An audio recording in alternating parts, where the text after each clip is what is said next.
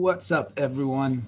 AB Investments is here. Welcome back to another episode of AB Investments. I decided to come on even a little earlier than the scheduled time because there are loved ones in the house. How's everybody doing in here? Um, Brenda, thank you for the messages. I just got them in the Discord. Um, Brenda, what I'm planning on doing? I'm actually planning on calling Weeble tomorrow, personally. And I'm gonna pretend, if you don't mind, to use these photos to basically talk to them on. And if they say, "Hey," if push comes to shove, and they say, "Forward these, um, you know, messages to us, or those pictures or screenshots for us," I'm trying to take your permission to go ahead and do so. And obviously, whatever they say, I will bring back to you, and say to you guys.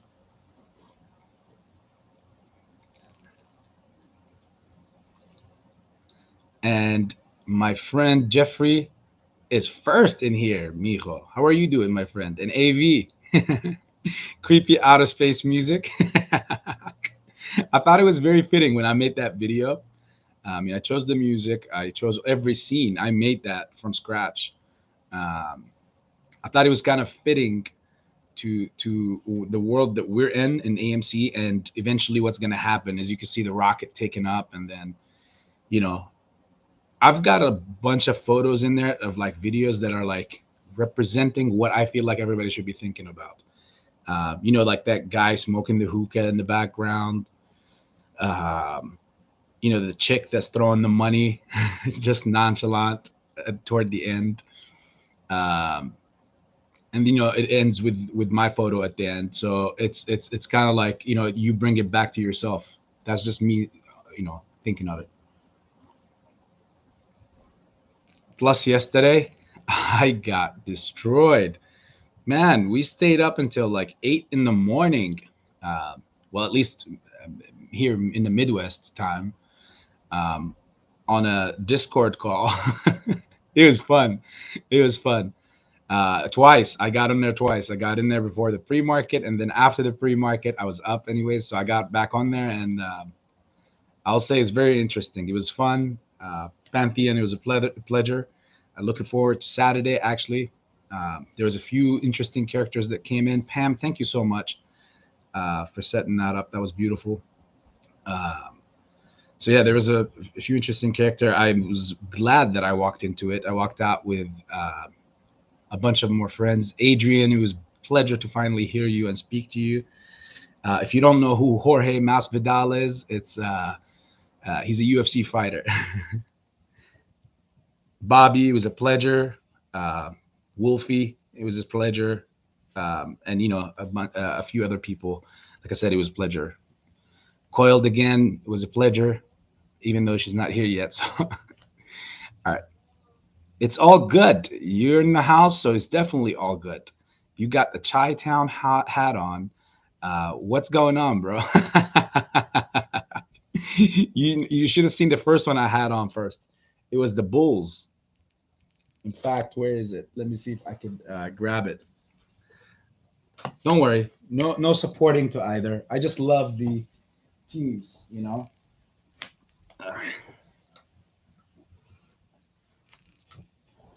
And the hats. That's the first one I had on. I know that one is a little more iconic, isn't it? If you go back in time.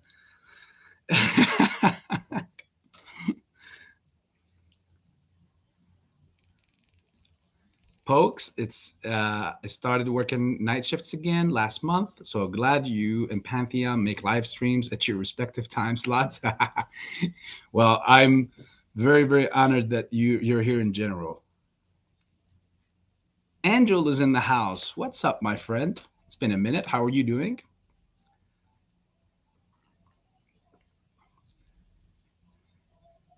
Jeffrey was like, I didn't even get an invite. Jeffrey, you know what? I wasn't.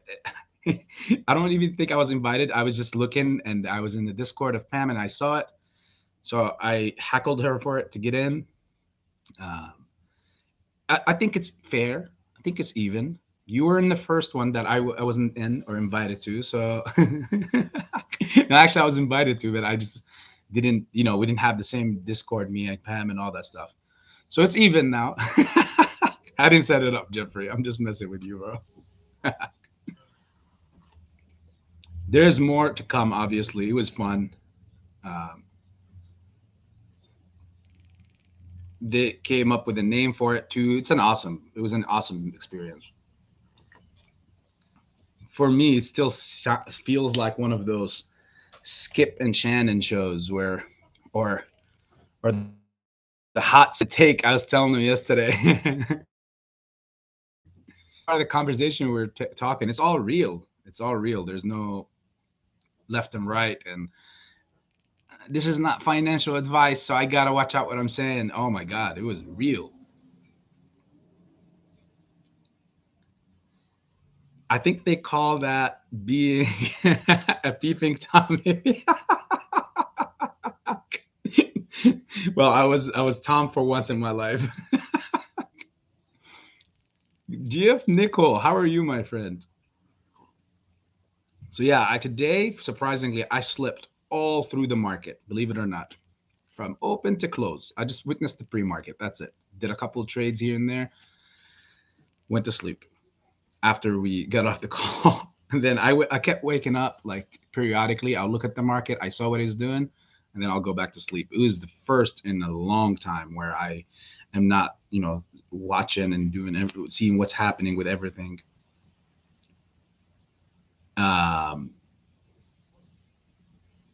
Mikey J, with all the symbols. Well, you're the goat first of all, but with all the symbols, I thought you were Stacia.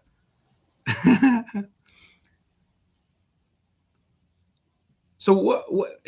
Let me ask you guys a question that preps the session up before we even dive into a little more stats.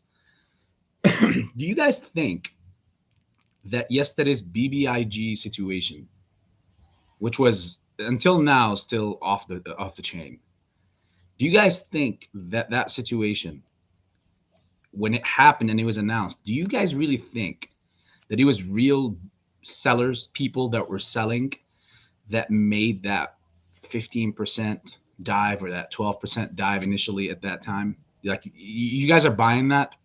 I'm just asking that as a question. Let me see your comments as well. Um, Veronica, welcome to the chat, my friend. Welcome to your house. KJW, welcome in here, my friend. Jeff is not buying it. So am I, my friend. I don't buy it. Um, and Jeffrey, you're correct. It was institutions. There's no way anybody can convince me that people that are waiting left and right, especially if you're in BBIG, you're not in BBIG because you woke up one day and you're like, oh, I like the name or the ticker symbol BBIG. It's resemblant. So therefore, I'm gonna just jump in this.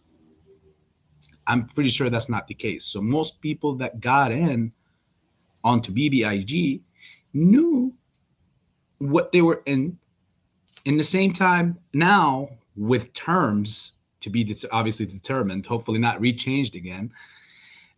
You have a time frame. Like, it's the easiest play of all easiest plays, um, of all short squeeze plays, because at least you have a time frame. Yeah, they changed it, but to whose advantage is that? Who gets obliterated on the options chain um, because of what they did? Obviously, retail investors. Um, I don't buy for a single second the idea that, people, when they saw that statement, they're like, you know what? I don't care that I was waiting for, like, for example, me, I was waiting since August of 2021. And now you're talking about almost leading on to almost a year in BBIG. Am I gonna hear that news that they're gonna replace it until end of June? And am I gonna be like, you know what, I can't do it? No, I waited 8 months. I can't wait. I'm not gonna wait an extra month or so. I know for a fact, in fact, that if any retail sold, it was way prior to that announcement, simply because they were under the impression of if they held it through the 18th, then they will be qualified for the dividends regardless. They held it past the record date and they're good to go. Which is a little surprising now, because after reading into it, and I was sending the the the the things that I hashtagged or I copied from an article to Brenda, Queen of Swords, in the Discord. And I showed her what it says in that article. I highlighted, and to us, it sounds like that even if you sold, you still can buy back in if you sold after the record date. That's what the article says. So some of you might have seen it. If you haven't seen it, go to the Discord and look at it. Again, Discord is free, guys. The link should be in the description somewhere. If it's not, I can bring it in, or anybody in here can possibly, put it in the comment section. But yeah, it sounds like you can buy back your position if you sold after the record date, and you can buy back that position and then hold it through the distribution date, and then you will get your cryptides still. That's what that article said. Somebody else is welcome to read it, and if they decipher it differently, that will be a blessing to the whole family. But that's how we saw it. And let's see. So that I don't buy for a single moment that people read that article yesterday about BBIG's time has changed from this time to June 30th. And they all were like, you know what? I'm done. I can't wait another month. That's it. Here you go. Nachas. I don't buy that. That's all psychological effects. If it's working on you, this is sad. But in the same time, it's a learning experience, because that means, you're still up back, like you're still learning the way that these guys do things. So therefore, you're learning it now. That's the good thing. There's always something positive out of whatever it is, whatever situation, whether it's negative, whether it's, whatever it is, no matter how terrible it is, there's always something good that you can, if you're a positive entity and a positive mindset, you'll always find something good out of that. Thanks, Jeff, for sharing the Discord link.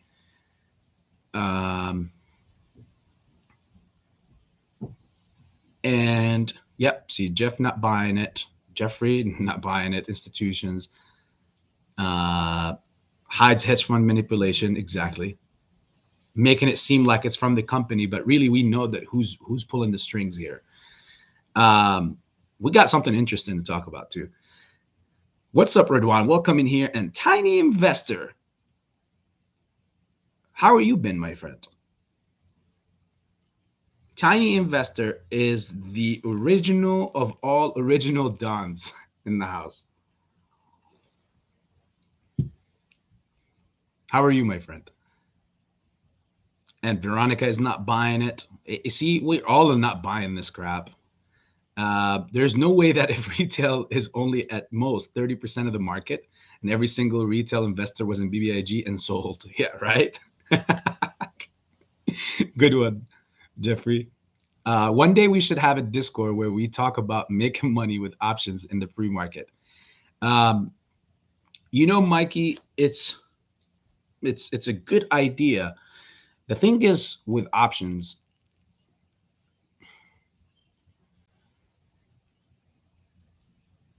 especially in this market right now, in these conditions,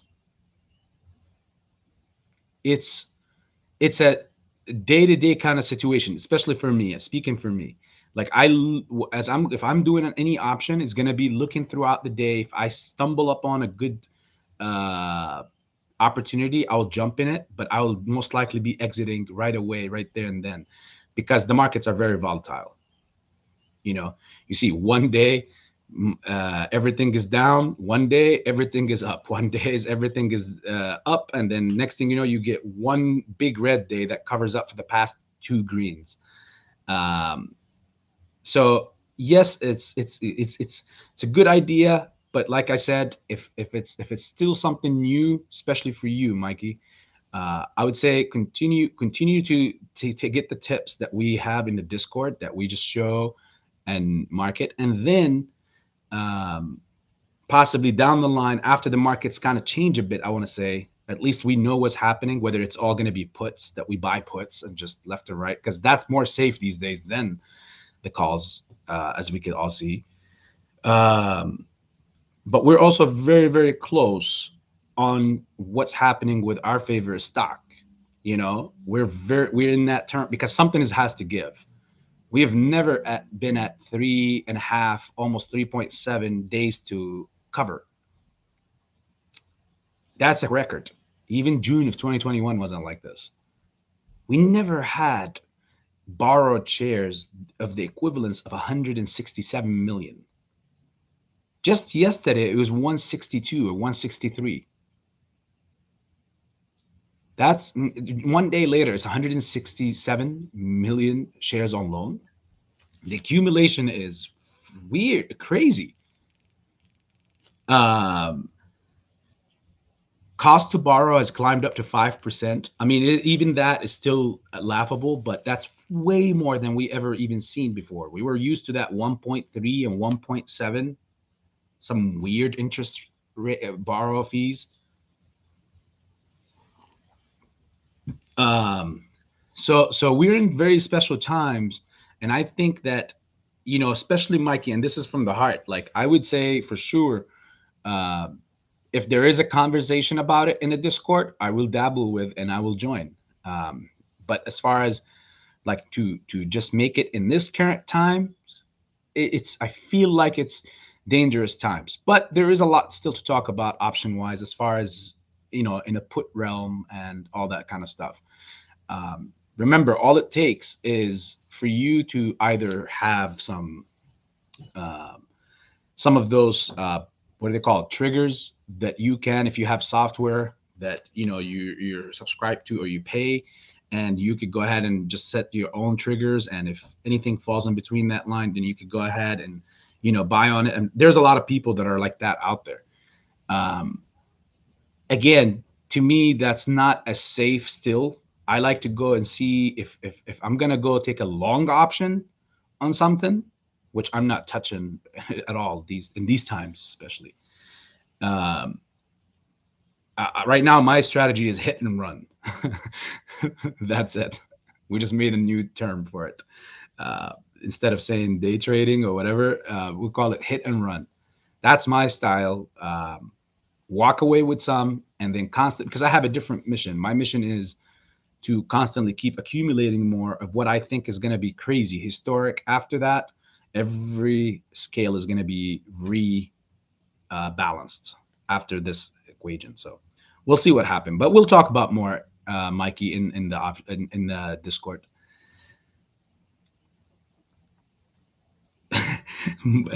Jeffrey said, Mikey, you can't buy it in the free market. Yeah, well, you can't buy options in the pre-market. I'm pretty sure he probably knows this. I'm pretty sure he knows this already. It's just that that's the time to talk about it so that you could prepare when the market opens. You could do it, and that's the last time thing you also want to do is to buy an option uh, right at the market opening, because they're always surged to the max or to the low. Depends on what kind of option you're buying, whether a put or a buy or a call, and it's you're going to have the highest premium at that time. So you want to always, not financial advice, we'll talk more like I said on Discord, but not financial advice, but you always want to see it around, if you want to get in, it's always around the 11ish time frame, because that's when everything's dying out before um, the repo and reverse repo operations kick in and other investors come to life. So, and obviously the day traders are all out from the pre-market, so that's when things are their best. um, so we'll talk more about it. Look at that. I'm gonna catch up with the whole chat today early so that it doesn't I don't be like 30 minutes behind.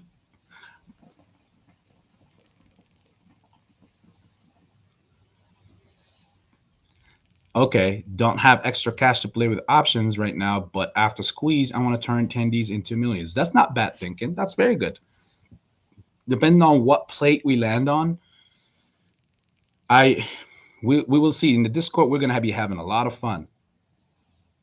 Post MOAS for sure. What time frame are they changing it to? Sorry, I have not been following bbig update. Tiny, they changed it to the end of Q2, which is second quarter, which rhymes with end of June. So the end of next month. Now, here's the thing. Don't bite too hard on that date, guys. You know what they just did by postponing that situation? By postponing it, they are technically showing me it's kind of like when you're in a war with another and they do something, and that something that they did showed you a sign of weakness. That showed me that by them having to do something like that or relate to do something like this, that shows me that they're trying to screw more and more people as much with them because they know that this play is not dead. Like it's not like there's a hidden thing that no one is seeing.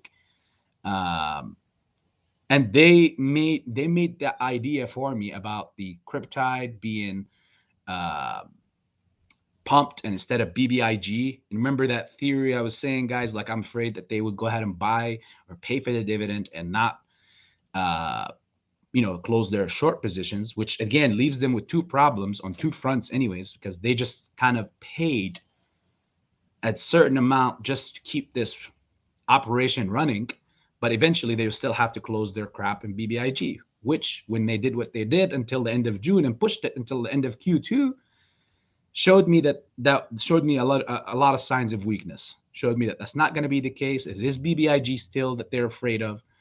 um, and they needed to keep it under $3. And we're seeing that, and they're still constantly fighting it to make sure it's not. I mean, that price suppression that is happening again. I will say this every day because that's the case. It's getting worse and worse. Um, is unreal with bbig and with AMC and obviously some of the other meme stocks. So it's sad that all this has happened, and we constantly still keep getting officials, whether it's be it the SEC or the DOJ or the feds or whoever it is, and they come out and say, post things about global warming or like nothing is happening in the world. Everybody's speaking. You talk about millions of people are voicing their selves out on all sorts of social media and approaching these individuals also via whether they're mail, their job, whatever, like sending them letters, sending them everything, calling them. And yet, obviously, they come out acting like nothing is happening. And when one simple thing happens, like let's say a article that says the SEC charged somebody $1.1 billion for bribery and all that, which happened yesterday. You guys saw it on the Discord when I shared it.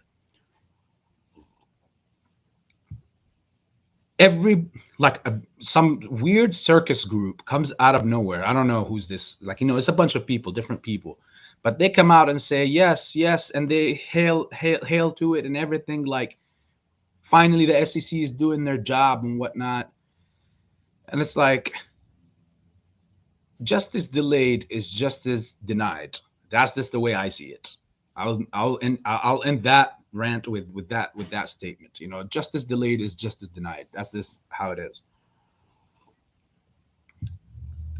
Remember another thing I was also telling you a long time ago, and now it's coming to life. You're wondering, like, what? You've told us many things.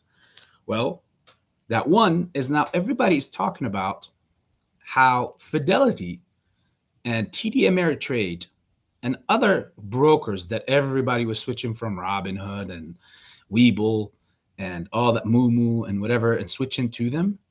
Well, it's officially confirmed by numbers, not my allegation. I saw it with numbers from people's accounts where Fidelity is transferring 25% of their orders back right through to Citadel. Somehow they're routing it, and they're also getting payment for order flow, um, which will bring you to say now, oh, okay,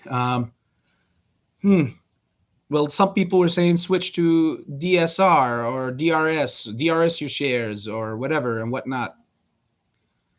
Well, if they're pushing all of us to go in one place compact, I feel really worried about that. I've already said my reasons months ago on why no to computer share and uh, why I don't feel comfortable with DRS and now it's even more because at the end of the day, the message here is clear, guys. They're gonna do their effery. That means they're gonna do their effery. Whether you're with this broker or with that broker or with this other broker, don't think that the system that they built, they don't have access to F around with it. So payment for order flow is real. Today, in the first hour and a half or 2 hours alone, there was like what I think it was like 40 or 60 million worth of orders that were routed off to the dark pool from AMC alone, just off the first 2 hours action. And you get these weird celebrities or slash the people that we're going against, like the Bill Aikmans from Stanley and everybody else who says, oh, they chime in and say that this is going to be a recession. The economy has to break, or this has to do this, or this has to do that. This is insane. This is insane. These people are bringing it down. Like I said, they have the nerves. They kill someone and they walk in their funeral as well. Like that's how gutsy and ballsy these guys and the nerves of these guys are. They literally march in their funeral saying, "Oh, so sad for their loss. I'm sorry for the loss." Like you did this. Another funny thing was, I don't know if you guys are familiar with the Yvette Saint Laurent, which is the name of cologne or perfume, but that there's a special house in Morocco for Yvette Saint Laurent that now is officially it's a very iconic building and beautifully stunning built house or home in Morocco for the I believe it's for the designer, the very fancy designer, of course. I love some of their products. In fact, it's one of my favorites. And now that home is up for sale. You know, people don't sell stuff like that unless they know what is coming. You know, that's just the way it is. Um, what else did we have to talk about? I know there's a lot, but then I start forgetting about it as we go because there's a lot of cool things that we talk about.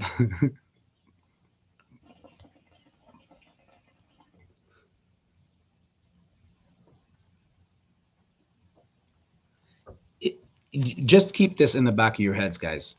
3.5 days to cover. 167 million shares on loan. Cost to borrow is roughly 5%. Markets are terrible. If it's not for plunge protection teams, you're not going to see the green that you saw today and throughout the whole spectrum. Otherwise, everybody would margin, margin, margin, margin, margin, margin. You get my point.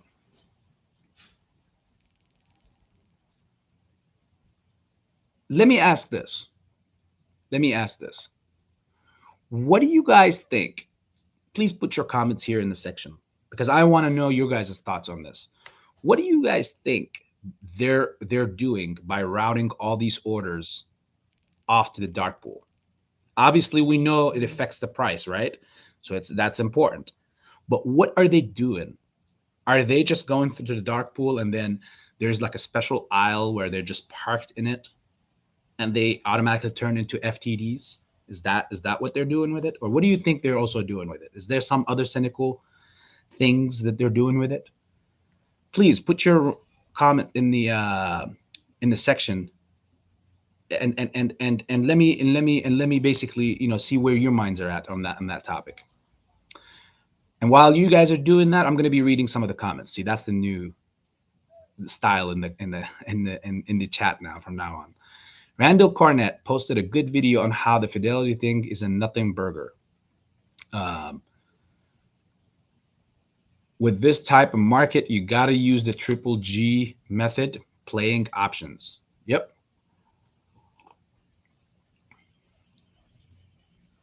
Hit and run. have friend in bbig. No, he did not sell. Yeah, see, thank you for that, Veronica, as well. Mikey J, I'm mostly looking at VIX calls and SPY puts.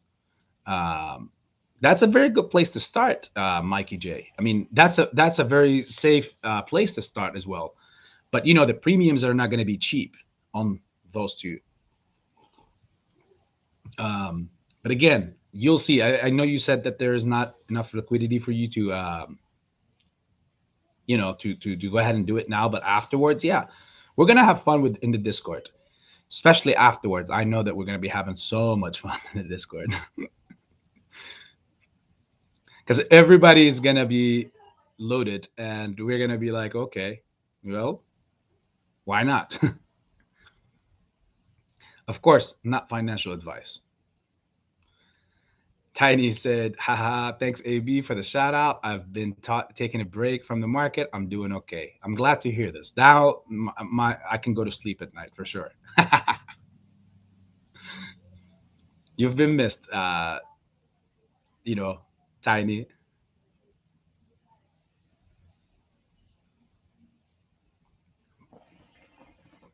I was going to expose you first, Danette. You know, from time to time, I have to expose you. So true, AB. Something have to give. Yes, Veronica. Something has to give. It's like a thorn, and that thorn is not in my head. It's not in your head. It's on somebody else's head, and we know who it is. And it's on their side. So to take it off, they have to give. There's something has to come out with it. Like they're gonna bleed. Now, whether it's the, you know, I personally think it's gonna be the bleeding of all time bleeding. Like when they poke that thing out, the blood is gonna flow so bad. Like they didn't even. It's like somebody who drank like 5 Red Bulls and then they got cut or something.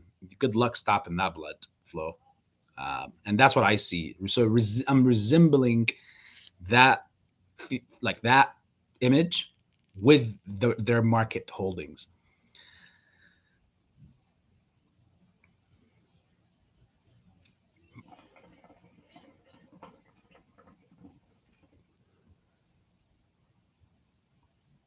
Jeffrey approves of Mikey's. Yep.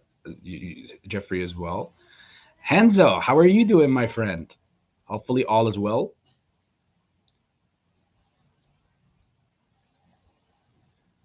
How much money should you start out with options? I'm totally green. Um, there isn't a set amount really, uh, Angel. It's options is like it ranges. It depends on your risk of tolerance, like your risk tolerance first.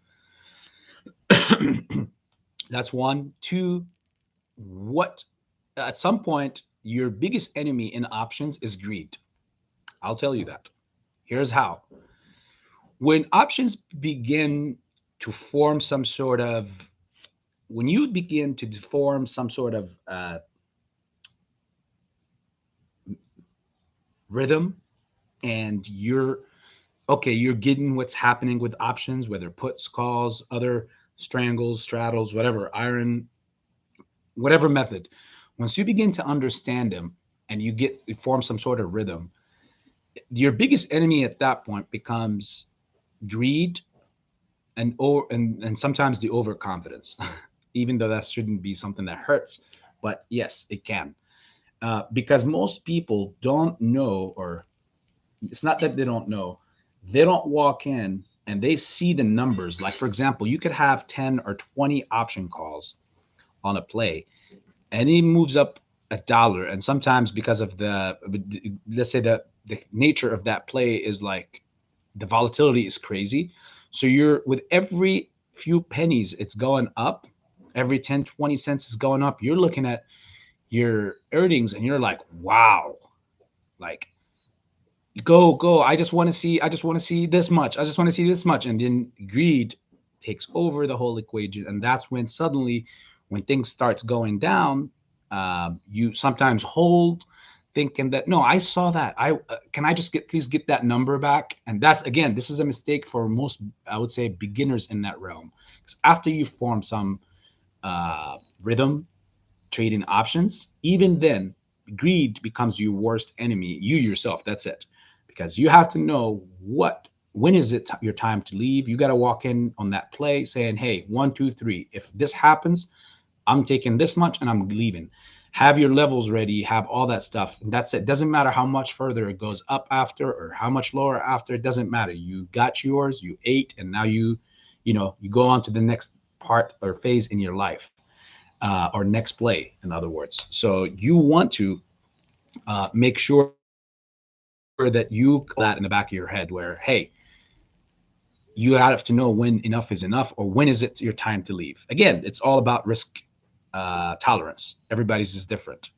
So just giving you guys some heads up on when you do dabble and get into the options, what also could be, after you understand options, what could be a big problem. I've seen many people that are gurus with options, but just because greed got in, and again they're overconfident in what they do and all that stuff, they get obliterated in one that makes up for like 10 good option plays. Like one would destroy all that. uh, so you got to remember, stick to your like to your glue. Whatever you glue to, stick to that.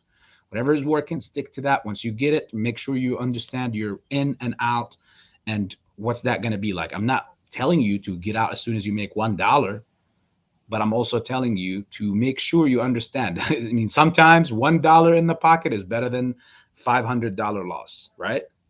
So even just having your money back sometimes in some cases is also much better than losing a single dollar.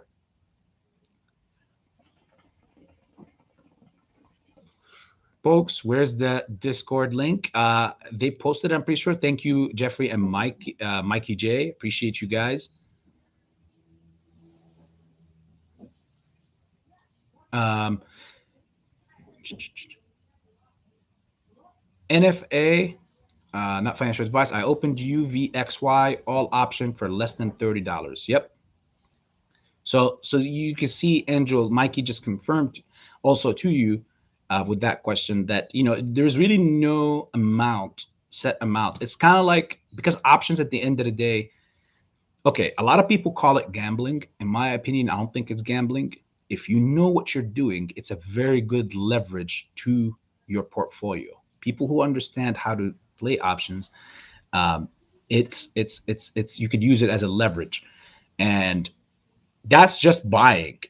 You guys haven't even we haven't I haven't even talked in here about selling calls or selling puts. That's the easiest money in the world.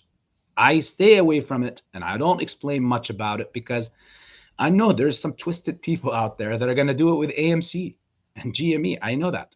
And I'm not going to be an accomplice to that. It's because the easiest plays to do that, to those strategies with, are AMC and GME. They're dangerous, but it's the easiest plays because AMC and GME, it's harder to see it when it's going to go to the moon.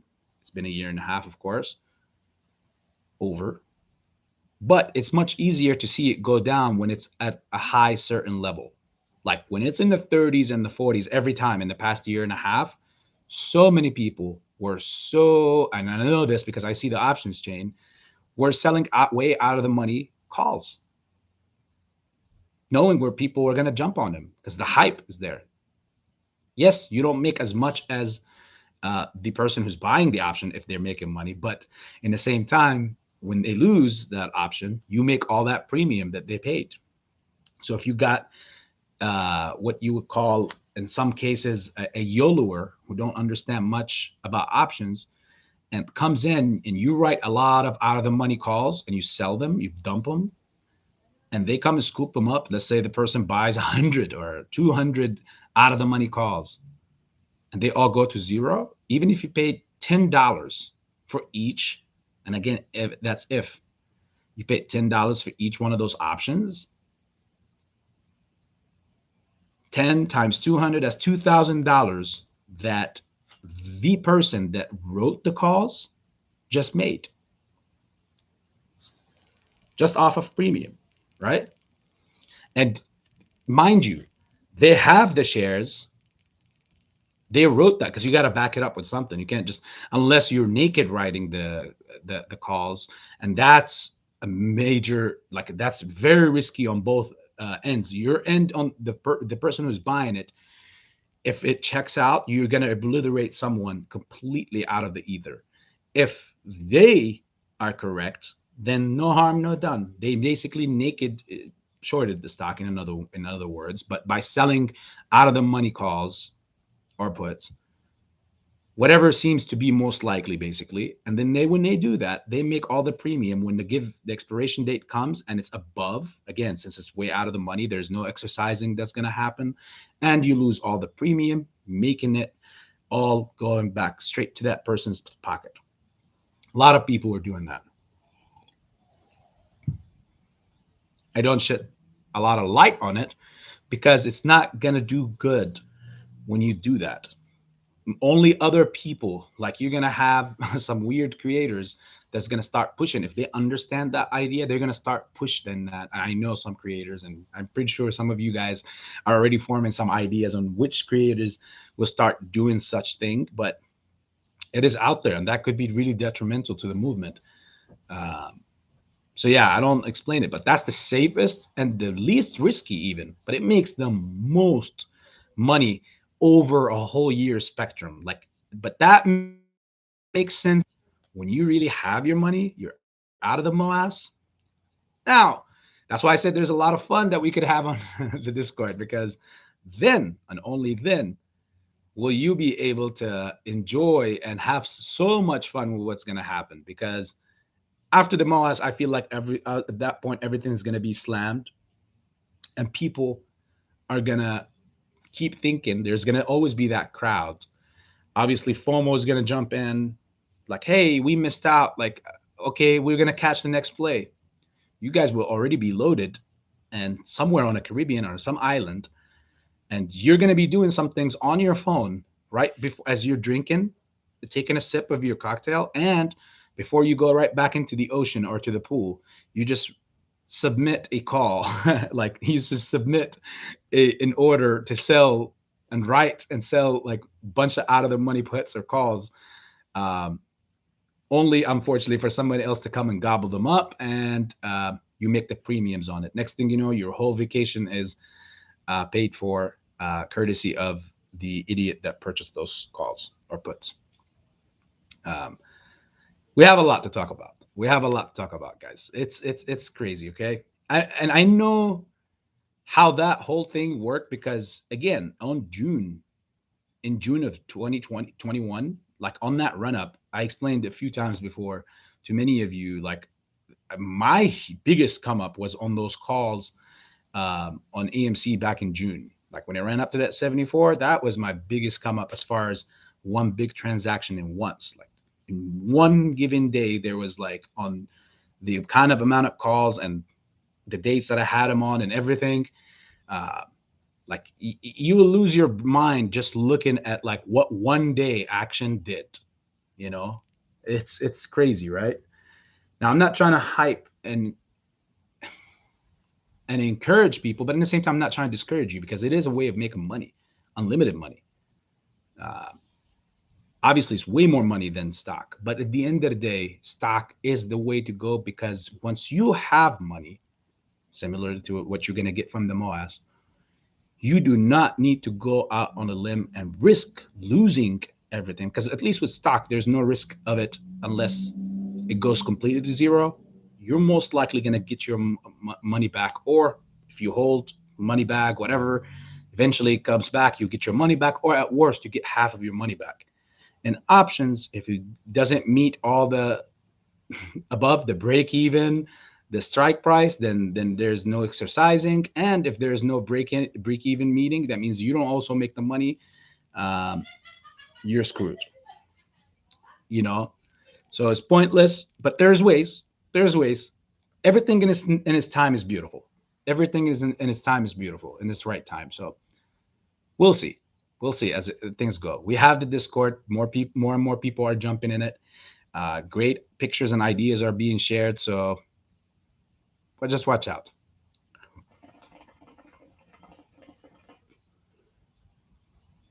Pokes is asking. I'm pretty sure he got the link by now.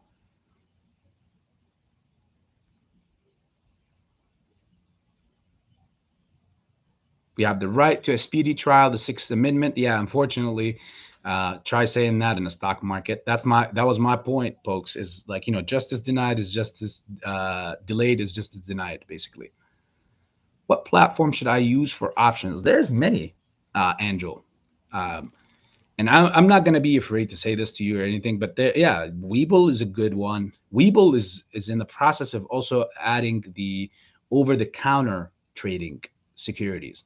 That's going to be interesting. That's a very risky method because you're accessing basically penny stocks, and they're very volatile. Anything could really be terrible. But yeah, Webull is good for options. Thinkorswim, which is through TD Ameritrade. They bought them out.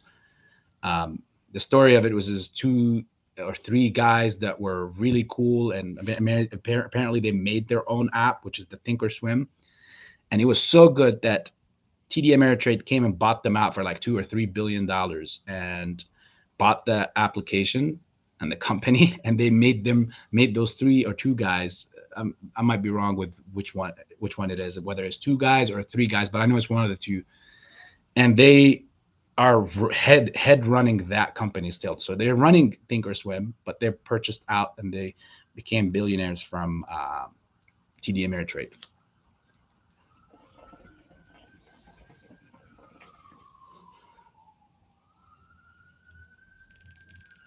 I believe I read somewhere that DRS takes a few days to process sell orders. Yeah, that's one worry about that.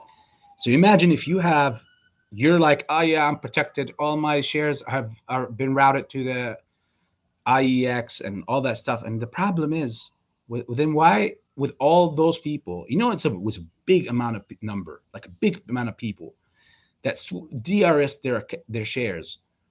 What happened to the stock price? I'm looking you straight in the eye now. What happened to the stock price? Did it change? Did it move? I didn't see that. A wise one man or woman once said, I don't know because I just heard the saying, that it is wise sometimes not to learn every mistake in your life. Sometimes it's very, very wise to learn from some other people's mistakes. Um, I know, and very proudly, I will say that I used everybody who went and DRS their shares as a measuring stick. I saw with all that happening, no molas came, not even a flinch in the line happened, not even a penny went up. It's I don't believe in it. And yes, there is a lot of talks about it, Mikey. A lot of places where yes, it's possible that it could take days before you can sell. And if while everybody is leaving, you're submitting an order that when you get the answer that it's not submitted to it, it's already too late. Like, again, to each their own. I'm not going to persuade anyone from doing something or not doing something, but remember this: when they're pushing everybody, when a movement starts, that's when you need to put your hand on your heart. When you see, because that came out of nowhere, computer share, DRS, just like that. Submit your shares on this. You guys remember last year when AMC, they said submit your shares with this link and this company, and then that very next morning that company was bought out and shut down by Robinhood. You guys remember that? I forgot the name of the company. It was so stupid. Whenever you hear all these lump sum movements that is telling you, come on, everybody, do your part. Submit your shares. This is a share count. Doing this and doing that.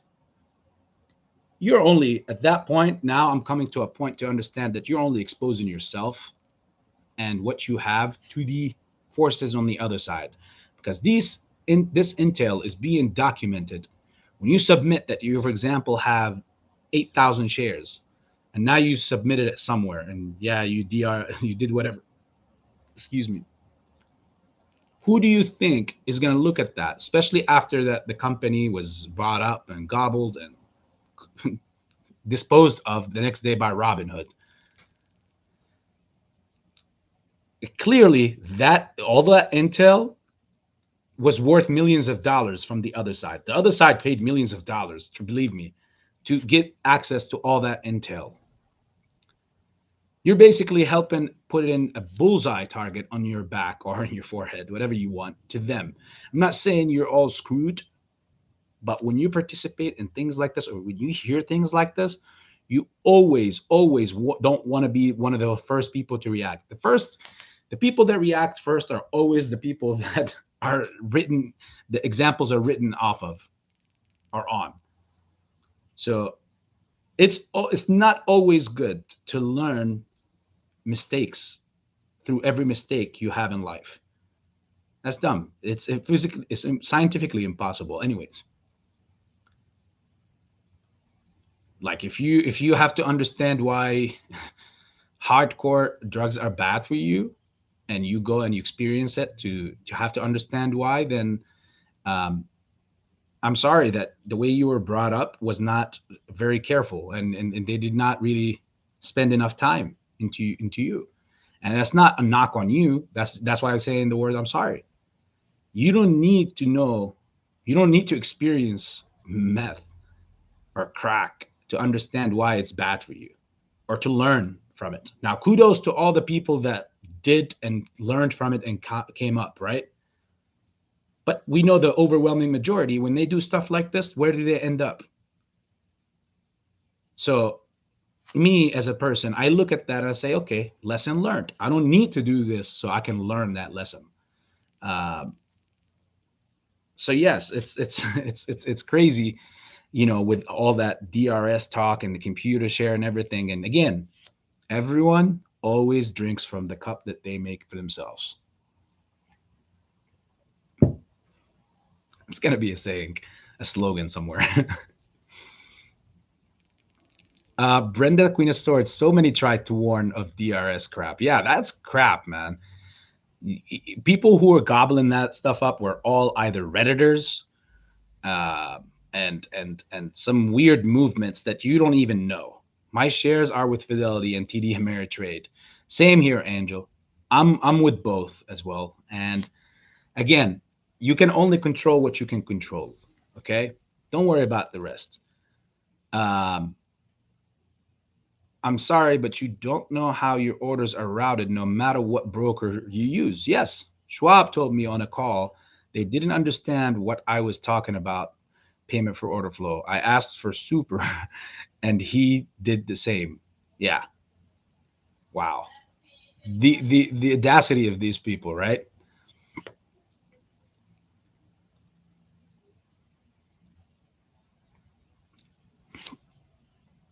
They think that best execution is what the people want. Well, triple G method equals get in, get up, and get out. Jeff, yes, hit and run. um, they can they not just use dark pool to collect the buying order pressure? They spread it out over time to not cause a price spike. So, Mr. Nickel, here's the reason why I asked that question, because I'm interested in knowing what do people really think, because everybody knows what's happening with the dark pools for over a year now, right? But what is their, I want to see what the overwhelming majority, at least in here, what their thought is, like what is happening, like how's that affecting them. I want, because everybody has different reasons of why it's affecting them. Like for example, Jeff Nichols just said that they spread it, they accumulate it in the and keep it in the dark, and then they spread it around, kind of across different times so that the price doesn't spike. I'm going to tell you this. And then I'm going to move down to read more comments, okay? So I can at least put a cap on that dark pool question. The problem with them routing things over and trying to lace them on different days or across different days so that they can prevent spikes, that is cool. The problem is the method is always going to be many steps behind because we're not letting off the pressure, right? We're constantly attacking, which means if we're constantly buying, they're constantly routing every day on a daily base at least 50% or above of all trades. We're getting those from, I'm not making that number up, by the way, guys. It's not an alleged number or anything. That's what's being reported. That's not reported to whether SIBO or NYSE or whatever market, right? It's all routed. At least 50% or higher are being routed in dark pools. So if this is happening every day, so Jeff, if they were scattering them around across different days, then when will they get to the next day's routes, the third day's routes, the fourth day's routes, the fifth day routes, which ultimately ends up in what? Because we know that, yes, they are possibly doing some of that, but we know it's not enough. Scientifically, it is not enough. Mathematically, it's not enough.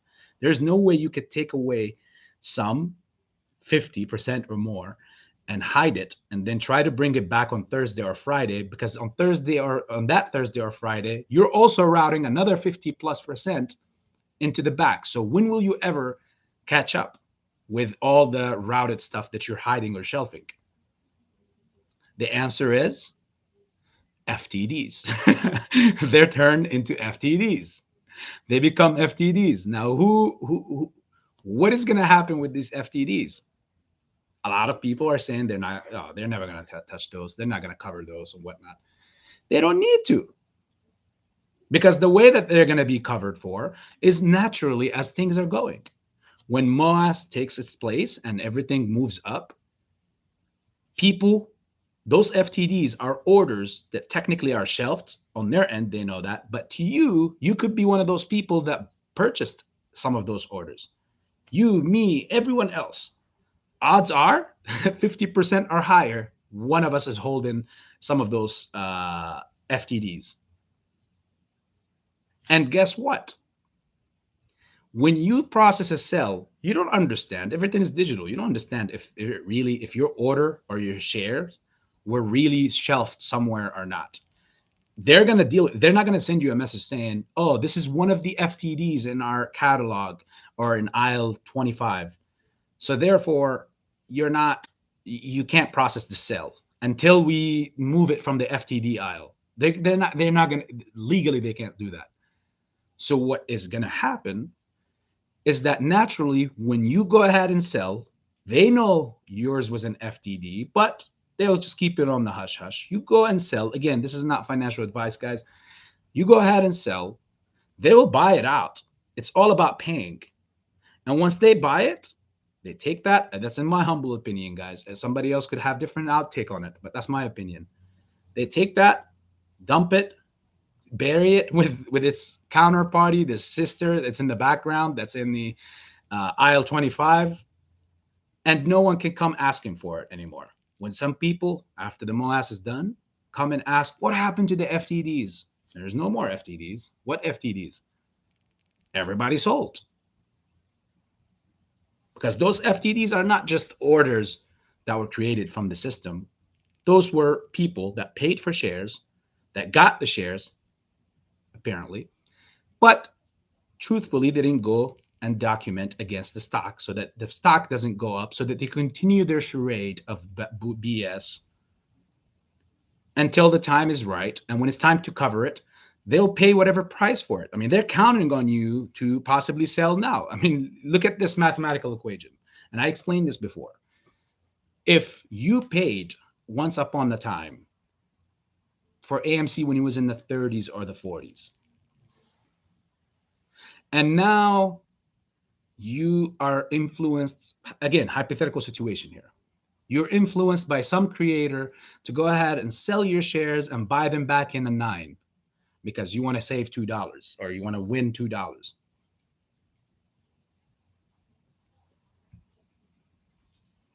Who do you think really won here? You think you won $2 or $3 in difference here, if even if it checks out to be true and it does drop to 9 and your dream case scenario happens. It's the other side that wins more. You have no idea why. Because you don't understand the fundamentals of the market. That creator that is influencing you to do this or whatnot, or saying, I don't know, whatever you learned that idea from, could be from your neighbor as well. They don't understand the fundamentals of the play. They might understand the market, but they don't understand the fundamentals of the play. No guru is set up for this.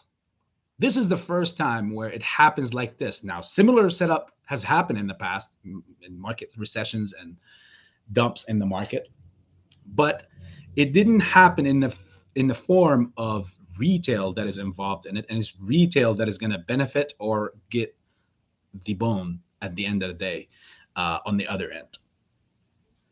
So when you sell, if you bought at 30 and you sold at 13 or 12, so you could buy back at 10, you technically just made someone else make so much money. The other side. How? I'll explain to you how. You bought in at 30. You sold at 12 or 13. That basically is somewhere in the ether, whatever share, whether it's a synthetic or not, it was there.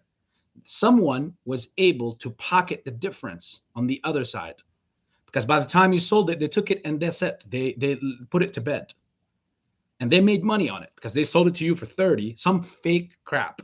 The odds are that you bought some fake crap for 30 or 40 and you sold it when it was at 13 or 15. Basically, you paid 30 or 40. Now you're selling it for 15. You took a 50% to 60% loss on it so that you can gain, hoping that it goes at 10 and then you carry it on from there on out. Who do you think got benefited here more? While you possibly, in your dream case scenario, you won $3, the other side, you just helped them win 100% on their investment, their synthetic investment. They gave you a synthetic for 30 and you gave it back to them for 15. They're more than happy to pay the 15 because they just made $15 from nothing. I don't think that's intelligence. I think that's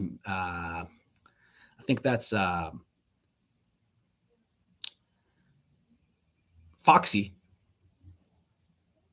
Yeah, I think it's foxy. So I will never honor anything like that. Some people would come and say, that's intelligent, guys. That's wow. I don't think that's intelligent. Ripping people off in any manner or any way, illegally taking something that is not yours, that's not honorable. So therefore, I can't add the word intelligent to it. Everybody has different explanation of the word or of the term intelligence or smart. You're smart if you can do the same thing I can do. If I have 2 legs, you have 2 legs. I have 2 arms, you have 2 arms. And if I beat you in whatever competitive, whether sport or what, any form of thing, or even fighting, if I beat you without having the need to use a gun or a rock or whatnot, because I know those days are gone now, uh, then that's what you call, to me, that's fair and square. Whatever you have access to, I have access to, and may the best man win. You beat me, you're more intelligent. And only a fool will not be man enough to announce that or to accept that.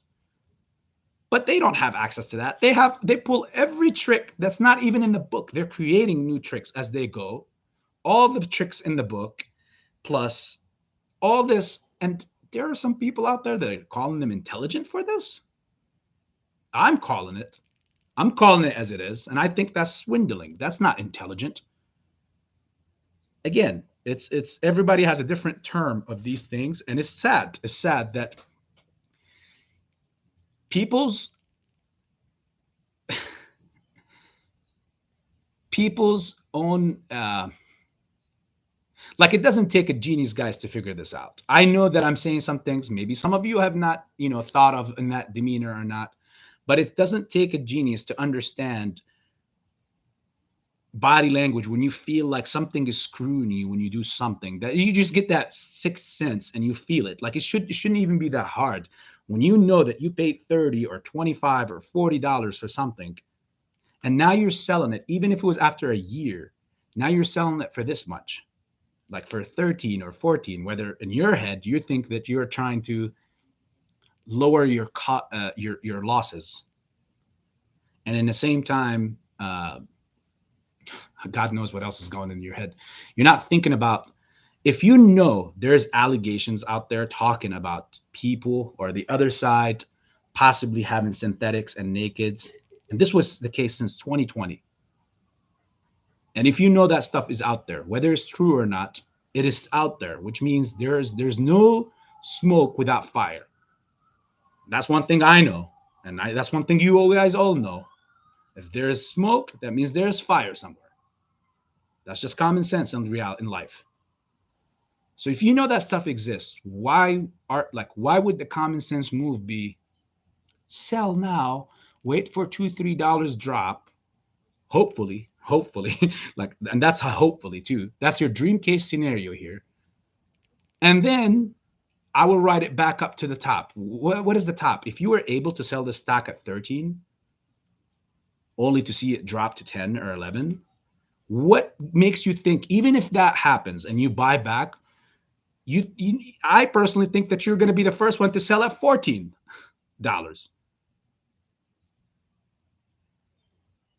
Because if you were able to do it at 13, you'll be able to do it at $12.99, and you'll be able to do it like at so slow and stupid numbers.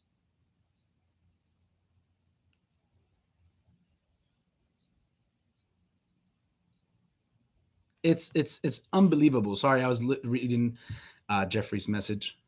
I just skimmed through it. I'll read it after the chat. So wake up, people. Please wake up. I understand everybody in here, in this family, are not having any issues with that kind of stuff, because, I'm not giving you any of that weird talk. Oh, why wouldn't you sell at 13 and buy back at 10 or 11? It makes no sense. And I'm giving you reasons and receipts to why. Like, think like the other side. I understand you don't want to be like them. Sure, damn hell, you don't want to be anything like them. But you still need to make a case for your enemy until you slay them. And once they're slain, you live your peaceful life as you intended or as you want, because they form, let's face it, they do form a big problem onto your and my everyday life with all these shenanigans that they're doing. Once they're out of the picture, everybody goes to what they want to do, be you again. But you can't get played this easy and this stupid. So yes, ultimately, I think that it's just going to be mayhem when the MOAS comes, because no matter what shelving they do, when they route these orders in the dark pool, they're shelving them, seeing if that model works. Clearly, in some cases, it does. Some idiots here and there will sell their positions at this point after all this wait. Beyond me. With all the statistics that are running in the background, cost to borrow is 5% now, finally, which it needs to be much higher. But again, it's much higher than 1.3. 3.5 days to cover, which means it's a nightmare for them to get out of this when it starts running. A nightmare, literally a nightmare. And I think it's even way higher than that, but we'll just go with that. Even then, it's still a nightmare. 167 million shares out on loan, where in just yesterday, it was 162.9 or 7. You're talking about roughly 4.5 million shares in just one day out on loan. About 30% of roughly of the float. This, guys, when this time to give,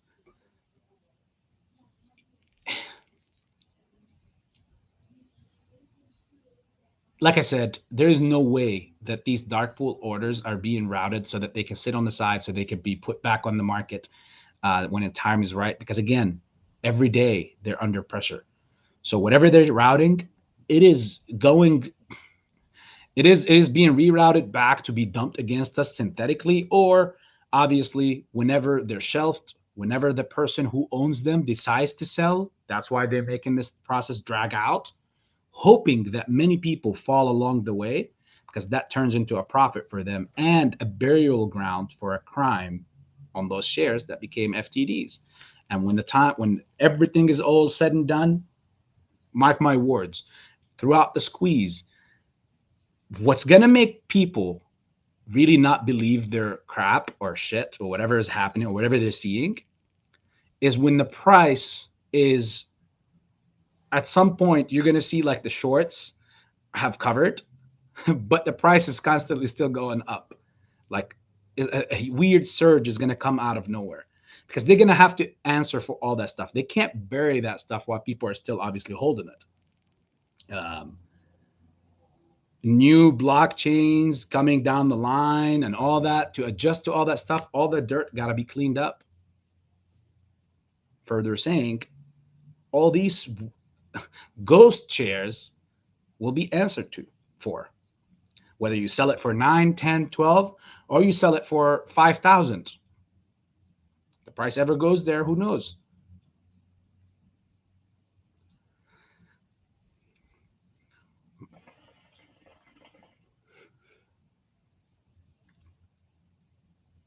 They using them so they can control the price. AB Veronica, you're absolutely correct. Bobby M Investor, aka Run AMC. Bobby, how are you doing, my friend? It was a pleasure to chat with you last night. Um, what an amazing individual, man. You got a voice for this stuff, man. For a morning show talk or something. Like, you got a voice for a show, whatever it is. It's that's your decision. But if you ever thought about it, you should, my friend. You got a voice for being a show host. Is Forex the same as options? No. Forex is a whole lot different. A whole lot different. It's a different realm in its own. It's a lot more risky and volatile, but the money in it is also a whole lot bigger than stock investing. Um, you're talking about, that's when you start looking at bits, and it's a different world. It's you literally have to just dive and talk only about that to be away from the markets, because again, it's all currency, and um, it's not relevant to any of these players that we're talking about, and it's just a completely different setup. People will be talking about 10 bits, 20 bits, stuff like that. Search Angel, search 10 or 20 bits on YouTube on Forex, and you'll start stumbling upon a few cool videos and see what makes sense to you from that point. Right now, we're in a very, very, very tight spot to obviously switch to talking about stuff like that, like the Forex and all that stuff, because we need to keep all attention on. We still have people that needs to know a lot more about options and know a lot more about the structure of the market before we even jump to a completely different structure, because definitely that's a realm on its own, but it's very lucrative there. If you find your way in it, it's very lucrative. People can turn like literally $5,000 or $10,000, if you're fortunate enough and you know what obviously is happening. You can turn that into like 3, 4, 500,000 in a matter of months, possibly even much less.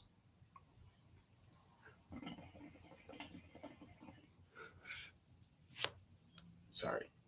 Always the case. I make the hookah, it sits pretty next to me, and I don't enjoy it because I like to talk a lot, right? You guys are all like, yes, AB, smoke the hookah and let us talk.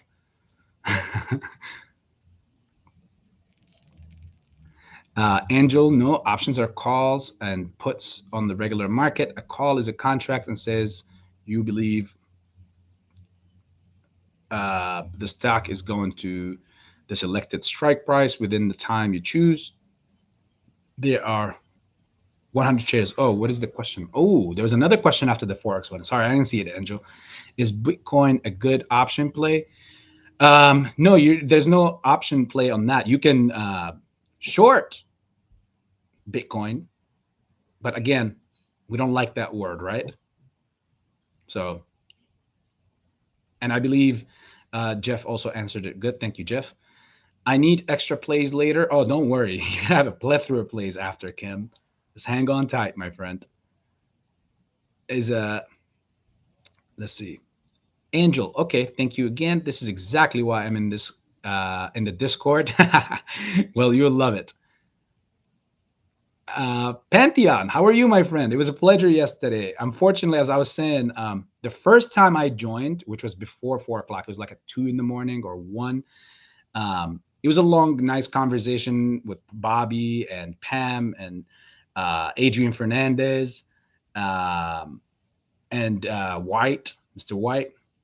So and also Sue. I'm interested in that person. I don't think I know. Obviously, I don't know that person, but he was an interesting character.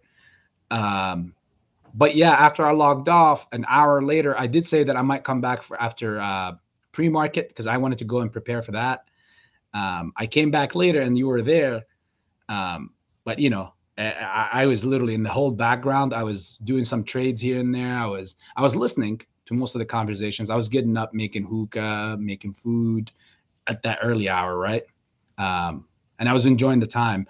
But then it became a very conspiracy like conversation at some point, and even you were quiet. uh, but it was a pleasure. It was a pleasure. I look forward to doing more of that, and I look forward to Saturday, and we're going to be more of the engaging crowd then. I just wanted to hear where all that was going. There were some interesting topics that were brought up by that one individual. I don't know him. That individual is talking about the end of times and all that stuff. I can entertain a lot of that talk and everything, but unfortunately, with that stuff, is that at some point, religious views have to jump into the matter, and I know that's the writing of a disaster waiting to happen, because you're always going to have somebody with a different belief, and they're going to say, well, no, according to my belief is this, and if the two can't be grown enough to understand where to stop, then it could be very volatile session. So it was an amazing to hear what they had to say, and especially with how the final war about the Tunisians attacking who. Um, it's pretty interesting. So I look forward to talking more, and we'll see what comes our way, especially this Saturday.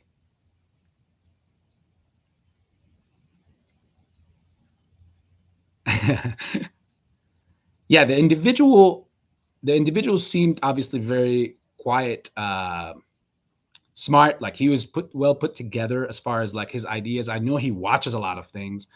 I asked him about the Richard Byrd Admiral, times and all that kind of stuff, and he like I said, he knows what he's talking about. Um, but at the end of the day, all that stuff is still, like, scientifically, again speaking, it is still not confirmed. As much as I believe in it personally, I don't think, again, you can't confirm it, because again, the idea of hollow Earth, which is all along what he was talking about. I knew what he was talking about from the beginning. And that's why when I mentioned Richard Byrd and all that stuff, he was like, "Yeah, that's what I'm talking about," and that stuff.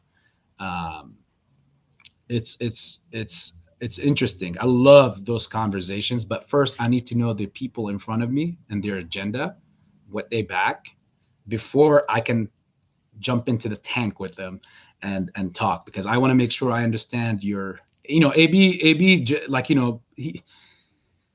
I trust the world, I trust everything, I love everyone without even meeting them, before even meeting them, but I don't know if you have the same. And I need to confirm if you have the same energies I do before I do. And that's why when it's new people that I don't know, I sit there and I just don't talk much. I have to judge, and not judge, but kind of learn what is your agenda, what you're about, what are you talking about.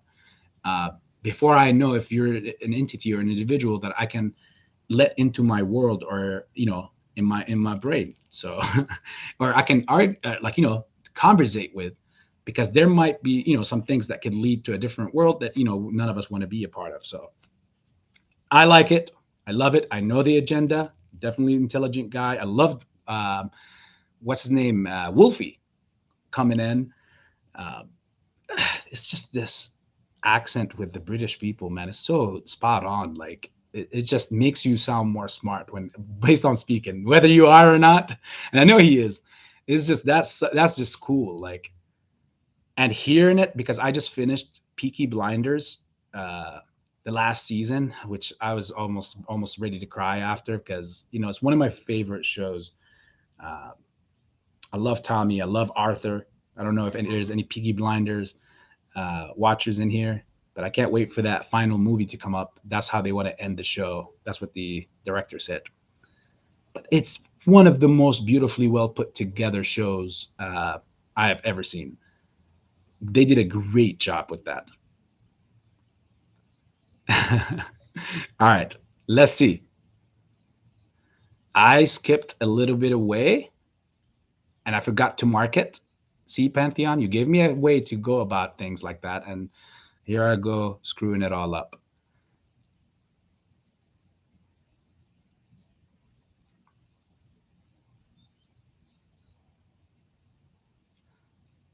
Uh,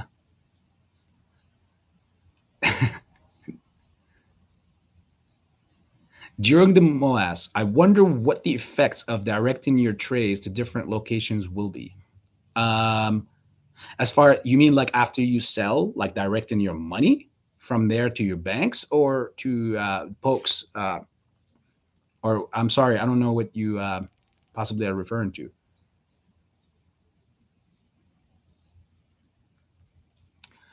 Um,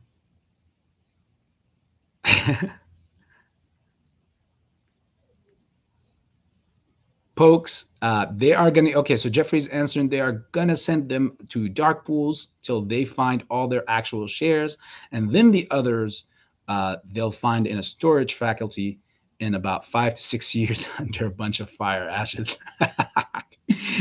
Most importantly, I'll tell you this, pokes, all matters are going to be settled. As far as like if you have shares, you're never going to know whether they're part of the FTDs or the ones that are going to the market. At the end of the day, it's a shit show.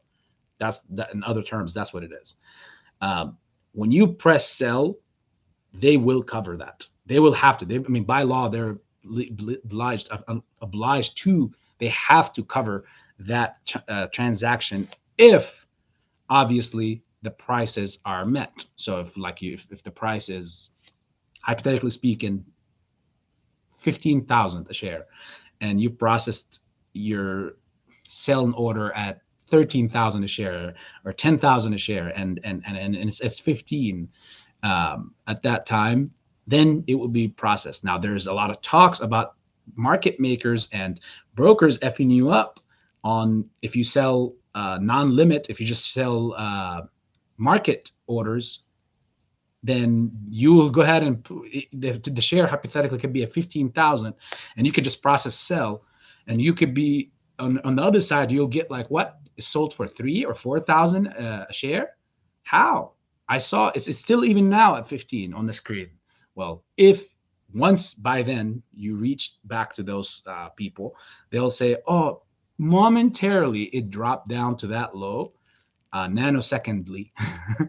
It dropped down to that low in that time. So limit orders are very crucial in this process. So that's just another thing to add to the mix. Um, you guys need help. Need to help me to get to America. Okay, Radwan, we'll make Back to America Part 3, and instead of Eddie Murphy, it's gonna be with Radwan. Just say you're a prince and come here, and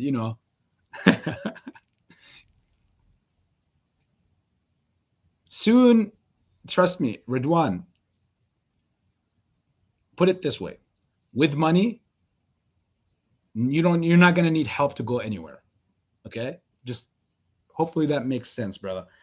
Um, you'll be able to. I mean, go look in Pantheon. He had an episode, and Pantheon, if you're in here still, please, you feel for to name the title of that video. When he was talking about in that live or in that video, one of the nights, I remember he was speaking on like the amount of money it would take you to go ahead and buy your citizenship somewhere else, or like to live somewhere else. And obviously, America is going to be in them. I know that there's many people here that there's talks about if you have 500,000 or a million, then you can go for the H1B1. I don't know what the code for it is, but it's like a business uh, visa, and business eventually, if you're open up something here, then they can go ahead and also that could be that could put you on the road to become a citizen down the line much quicker too. Um, the problems with people not being able to come to the US is because obviously, one, many people that come here on visitor visas, that's why they don't give them out too much, is they come here on a visiting visa for 6 months or 3 months, and then eventually they overstay. They just stay in here and they all become legal somewhere, and then, disperse throughout the states. And eventually what they do is they find a partner or someone else along the way to get married to, and eventually get their papers. I understand, like, that's the unspoken of, but I speak it. AB doesn't care. He says all that stuff. But the easiest, you don't even have to think about all that other stuff because most of it is illegal. You don't have to think about any of that stuff with money. So if you come off well from this play, um, don't worry. Every flag will beg you to come, and in their own right, in their own way, they will come to you and tell you, come become a citizen here. You'll be sought after.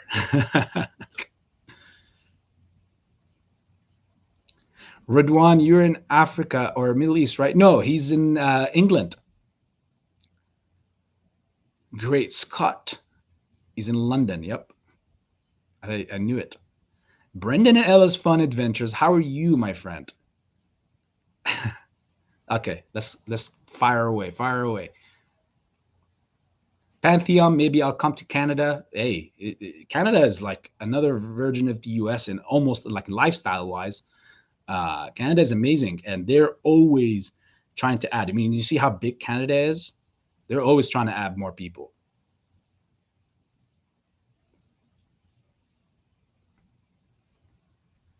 KL, wash sale if you sell any buy back before 30 days. Mikey J is like, we got to get you married to an American, Radwan.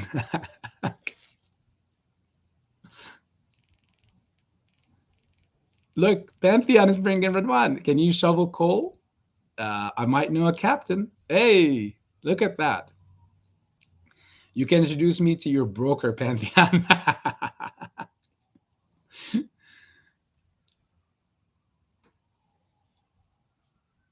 Arthur Martin, how are you, my friend? Buy at 30, sell at 15, and you just gave them 15 bucks. Yep. That's, uh, I don't know you, Arthur. This is probably, I mean, welcome to the chat if you're still here. Uh, but that's basically technically what happens. That's how it is, because we know that at least they're shelving many orders. So that has to be the only logical reason of why they do what they do and how it is working for them.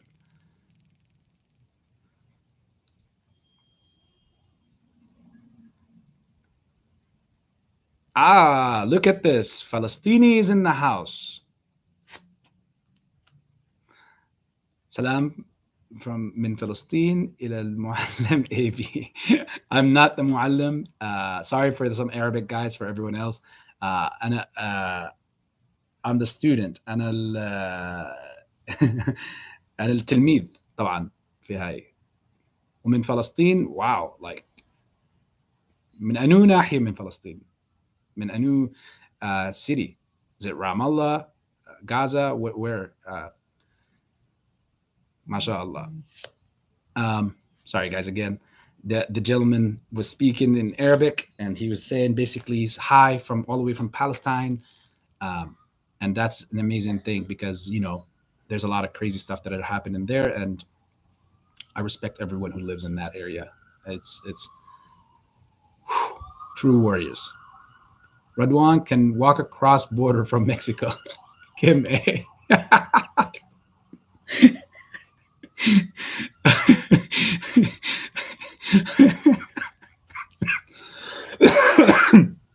Man, I don't know how Radwan feels about that. We have a lot of people in El Paso, don't we? I know we have a lot of people in Texas. Shelter homes for brothers and sisters.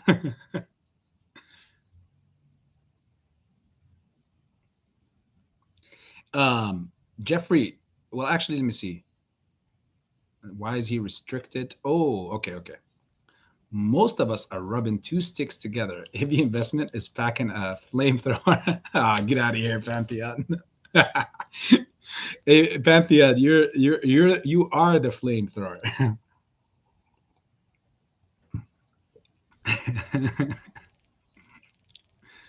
Much love and respect to my friend. I can't wait till we meet. A bunch of us meet together and actually do have like a sit down and a drink over it and just talk about this experience, and especially when it's in the past. Like, oh my god, the stories are going to be endless. Pantheon, I grew up on the ranch too, on a farm, and I helped my father plant, like fig trees, everything that originally was from my grandfather, who planted two big ones, and they were like two big fig trees in the house, in the farm. We had unlimited amounts of olive trees, which olive oil, and everybody knows what the Middle Eastern and the Greek olive oil is, or olives. Um, it stretches out to obviously Italy as well, but Middle Eastern and Greek olive oil, it is unmatched. Um, so yeah, we never bought those things. We had unlimited grapes because the whole farm was a grape vineyard all around, and it was like put up perfectly. Um,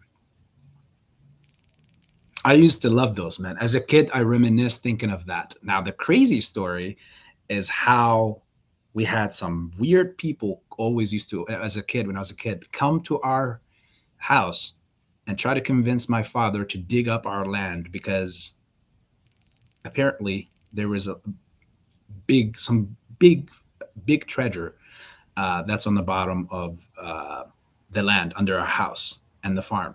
My dad never wanted to do it because that was my grandfather's hard work, and my grandfather was an individual who was in the like he was an individual that's like wow crazy.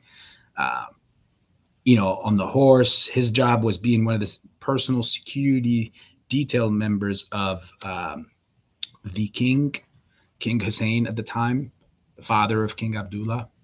Um, he was something else. I was born 6 months after, unfortunately, he was dead, and that's why I was given his name. So my real name from AB stands for Abdul Karim. Now you guys all got something special from AB for the first time. So now any of you in here know, whoever is in here know my actual full name. Um, but he died while he was doing pilgrimage with my grandma and my aunt's newborn infant. They were all doing pilgrimage in Mecca, and they met their end there in a bus accident. So, in our faith, that's the ultimate ending you could ever hope for. I understand it's very tragic and it's hard on the people that are left behind, their loved ones, but for them, for their cases, for their situation, according to their belief, of course, respectfully, um, that's the way that they go and meet the Most High in the best possible way you can. Um, Definitely would have loved to meet the man, um, especially since I'm named after him. Big shoes. But yeah, I would love to, go back and see the farms and all that stuff. And we got some stories to talk about. Like, I've witnessed some weird supernatural stuff happen back in Jordan as a kid. Because of that, I stumbled on some artifacts, like some old vases, that like clay vases. Some of them were broken, some of them were not. We dug up in the land like on my own as a kid. I was always digging, and then I'll come up with some things. Shit, my uncle, uh, found some sort of green emerald back in the 80s when he was in the farm. He was just chilling in the farm, I guess, back then. And he took that and he sold it for like $23,000. Like, it was such a huge piece. He sold it for $23,000 back in the 80s. That was a huge lump sum. That was like an equivalence of almost $120,000. He took that, and he was a high-ranking officer in the army too, in Jordan. Like, he had a crown and freaking 2 stars. That's high, you know. He took the money and filed and came to the U.S. and then got married in the U.S. and just stayed here. Um, he was in Brooklyn, New York. It's crazy. We could talk more about that on better, probably on Discord calls and stuff like that. But yeah, we'll get back to this. I know people don't want to probably hear all this stuff here. They're like, what's happening with my tendies? I want to talk tendies. I'm starving. I want to look at AMC and bbig. Plunge protection team is doing. Yeah, bbig, again, as I told you guys yesterday, prior and after that news, they're basically just afraid of that $3 strike price. That $3 strike price can trigger one of the most violent ramps that you could see. On the bright side, look here on Bitcoin. You know, for the past few days, and in fact, for the past couple of weeks, Bitcoin have been playing under its resistance, or now it's became its resistance. Before, it used to be a strong support, which is the $30,000 level. And for a few times in the past few weeks, it will meet that support slash now resistance and bounce down instead of bouncing up, because we're in a very strategic spot for Bitcoin. I believe personally, this is an opinion matter right here at this point, I believe that Bitcoin is a thing that they're using, leveraging while they're attacking the all-out attack on Elon Musk. I personally, I'm tying all that up to it. And this is crazy. And hear me out on this. First, they're attacking him on the Twitter thing. Yesterday, they take out from the board Durbin, who was an all-time backer of Musk. Now he's no longer on Twitter's board. He's voted out. They don't want him, obviously, to buy that, and that's why they attack Twitter, so meaning it's worth less, but he still have to pay 54 a share, $1 a share. And here's the thing. I think it has a possibility of also squeezing further, and that's one thing they're afraid of. But the second thing that I'm also seeing is that they're attacking him on all fronts. They know, I personally know, that Tesla is the second institutional investor in Bitcoin by accumulation, highest worldwide, aside from MicroStrategy. And when that gets hit, we know a lot of his wealth is from Tesla. On top of that, he personally holds a lot of Bitcoin and Ethereum. What is happening to these coins, all the crypto? Everything is under. And right now, it is under, officially, the price is under what Tesla bought Bitcoin for. This is a rare sight, guys. When you see institutional investors of this magnitude, and they're investing in something, they always have an earlier scoop than everyone. So that's why you rarely see an entry point for an institutional investor like Tesla or MicroStrategy whatsoever, like, be higher than what the price is. It's rare. They're always on that side. They always have an earlier scoop than everyone else, and therefore they 100% make sure that they capitalize on whatever situation it is, or whatever chance that they come up or stumble upon. So for you to see these institutional investors over leveraged and now paid more, basically 30 or 31,000 per Bitcoin, when the price of it is less, something changed. Someone is, obviously there is an attack. And I literally, like, I see this because I've seen attacks prior that happen in that realm amongst themselves in the billionaire world. And it's a wing clip job. They're clipping his wings from all around. They don't like what the guy's doing, like he's going about it the way he wants in every aspect in life. Um, yeah, he's attacked from all those directions. Now he's also getting lawsuits as far as with the, the sexual misconduct. That's interesting, guys. We have not like we are also at a spot for Bitcoin where it's hard to tell what comes next because we can say yes when the squeeze happens that needs to dump and blah blah blah and all that talk. But why is it still right there? I know that there's no support levels anywhere in the 20s, like 29, 25, 24, whatever. It all goes down to the 20 and under the next support. So what is it standing on? It's weird. It's either in a spot, either is going to take a huge leg up or is going to take a huge leg down at any given moment now. And I'm more leaning toward the huge leg down. And if that happens, I feel like that's going to be the dagger in some people's hearts. And one of them could be Elon. And honestly, he controls what happens here. I mean, again, they're going to go back and forth. He could screw everybody up if everything checks out to be true, as I'm feeling like it's an attack on him. He could go ahead and dump Bitcoin even further. Yeah, that could work to their advantage or his. He could dump it, orchestrate what Citadel and BlackRock did with Luna and how further it destroyed the rest of the crypto market. He could easily do the same thing, start a cascading effect of selling, and that could hurt the living hell out of them because now, if he got out first, he can rebuy Bitcoin after he dumps it or helps dumps it down to the 15s or the 13s and the 10s, which is it's like really hard for me to see.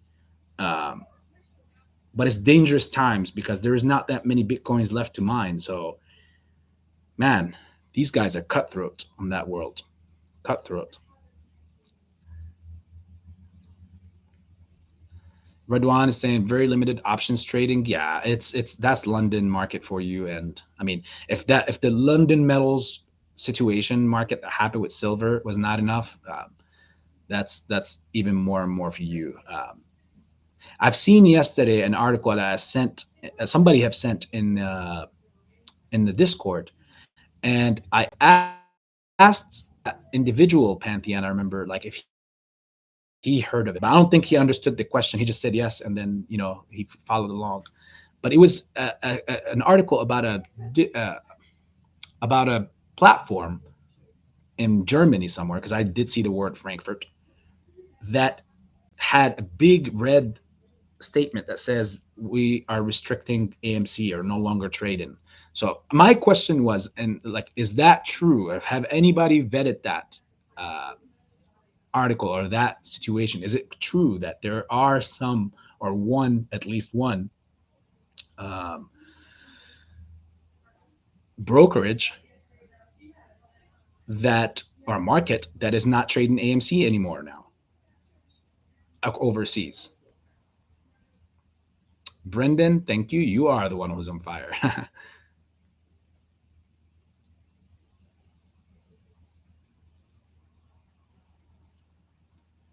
I saw it, Brenda. Thank you for the sending those, sending those pictures. And like I said, I'm gonna call Weeble personally tomorrow, and I'm gonna ask him. I'm gonna use those photos if push comes to shove, and they say send us some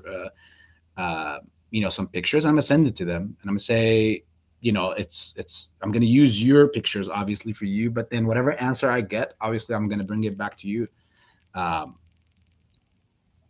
I, I'm pretty sure they're gonna say something like, "Oh, these are glitches and blah blah blah," but it, it can't be too like happening constantly and on a daily base, and then say it's a glitch. If it's happening on a daily base, then it needs to be fixed. One when it happens once, that needs to be dealt with right away. But to happen twice, three times, almost every day, that can't be accepted.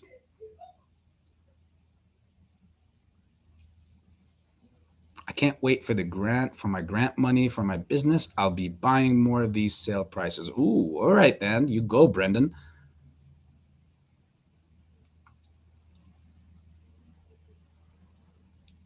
Mikey J, the pipes are about to burst. The house is going to be destroyed. You love the reference that we were bringing up yesterday, Mikey, huh? I like it.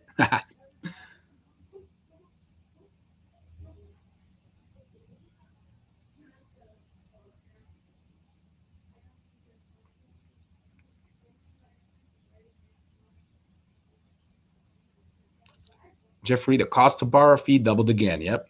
Again, guys, something has to give. Like, if we were back in the medieval times, like they're gonna have to come forth and say, "Hey, I have a donkey right here. I have a house, and then I have a kid. Which one do you want to take?" And they have to, like, something has to give, you know, and it's them that has to give. It's not here.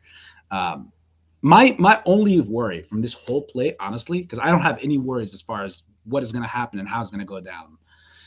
My only worry about this whole play is how far people, like the ordinary general public, are far out on information and completely devaluate the move that we're in. Some, not all, some, and it's a good percentage too, that are just devaluating the position that they're in. Like, it's one thing to mediate because, you know, both sides have power, the same actual, like, access to the same power to the situation. They have their own claim. But it's a completely different situation when you're the one with the power. You and we are the ones who are in the position of power here. We're holding the leverage. Their only thing is to try to take some of that leverage. That's their only job. Try to take as much leverage as possible from that so that it does not hurt as much when time comes. They don't have no leverage. If they had this much of leverage on this whole thing, this movement would have been over a long time ago. Trust me, if they have a dagger or a sword, they would not hesitate to plunge it straight right into our hearts. They will not take it. They would not even wait a year and a half or so to do so. They'll do it. They'll deal with it. This is very costly. When they shelf these orders in the dark pool and route those scraps over to aisle 25 and aisle 30 and whatnot, that's very costly to them. Yes, sure, it helps them lessening the blow a little bit because you got some idiots who are selling their shares for thinking that they're smart when their image on this world and this whole process is this little. It's so minuscule. It's unfortunate. It's just sad to see. But because of their lack of knowledge in the situation and where they stand and what they have in hand, uh, is making them sell shares, like as I explained a little bit ago. You know, they bought in back at 30, they sold at 15 or 13, and now they want to buy back at 10 if it goes back to that or even under. Again, every person drinks from the cup that they make for themselves. Black coffee, as you can see, so AB is not drunk as he makes those statements. You reap the rewards of your work. Whether you work hard or you work very little, you're going to be the one reaping those rewards or the fruits of it, in farmer terminology.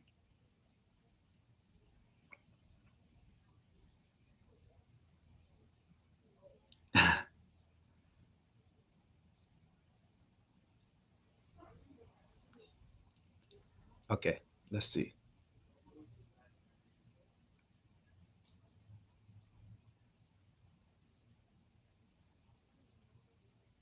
I rewatched last night's Boss Life with Cash Money and Pantheon 3 times. Wow, it was quite inspirational and helped strengthen my conviction. Hey, man, you got a good place. Like, we're very fortunate to have those guys that you just mentioned, Mikey. Pantheon, Boss. I don't know the guy personally, but you know, I've seen enough of him to know at least where his agenda is. Pantheon knows him more on a personal level. I'm assuming, but I'm in their think tank as well. Maybe I don't understand much about Discord, so I'm like clueless. I don't really view much. I rarely have the time for all that. But literally, I just yesterday sent a message to Pantheon after like 3 weeks. Like, I thought that robot that says hi.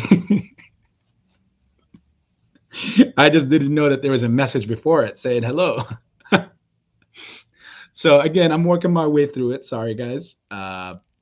But yeah, we're extremely fortunate to have people like very well knowledged and educated and charismatic enough as well to meet our needs and standards in this play. I go on and say something I wanted to say yesterday in that call, Pantheon. I just didn't get the chance because again, I wanted to give the other people the red carpet to explain themselves, so I know who I'm talking with. Again, that's just a strategy of AB. The next time we get on a call, you'll see. Just you guys will be asking for time to speak because AB is going to take over. But I'll put it this way. One thing I wanted to say is Pantheon, I sure hope that you can possibly, again, not intruding in your decision making, but I hope that you can actually rethink the statement as far as you not continuing to do this on YouTube after the MOAS. And here's my selfish reasons, okay? And it's important that you see the terminology, my selfish reasons. It's because the amount of good, I understand personally for you, it might not be as convenient or that's not your interest. But what kind of a legacy will it be for you to help so many other people, especially after the MOAS? You know how many more. If you think the movement is big now, guys, just wait until after the MOAS. Flocks of people are going to flock to the stock market in the pursuit of the gold rush.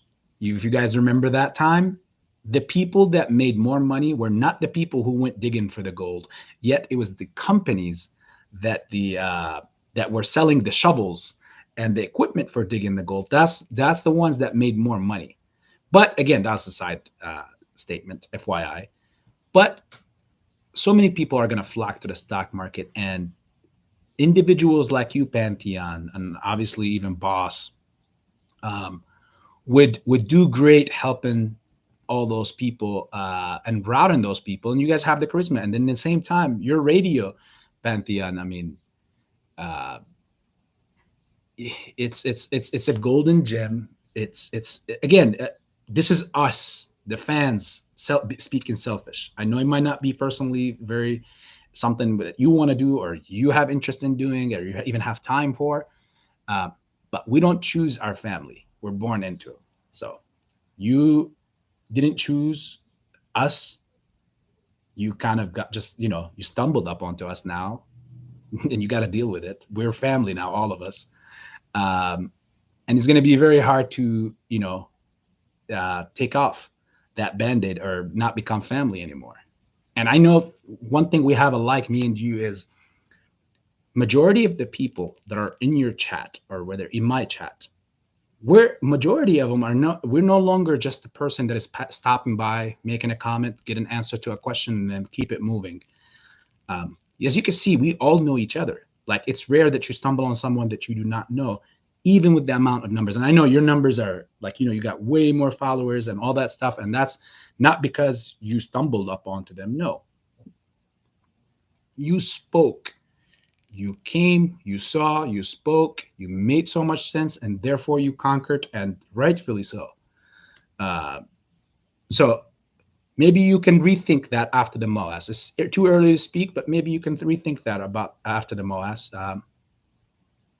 As sometimes the future, you might be able to make decisions on the future, but sometimes when the future does arrive, you might go back on those decisions. So I'll be the first supporter if you have that in you and you want to stay and come back. Obviously, I'll be the first person to welcome that in. I would definitely want that. Selfishly enough, again.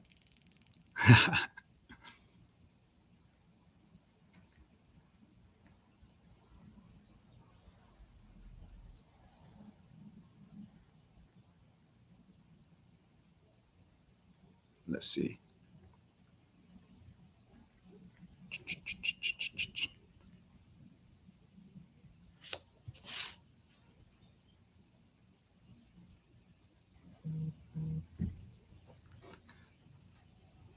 Ah, more and more people. I guess I'm so much behind now again.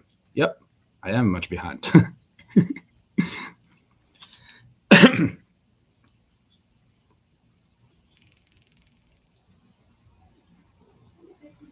Wow. I am way behind, guys. Sorry. Okay, I found myself. I know I was supposed to highlight it, but I didn't think it was going to skip like that. Um,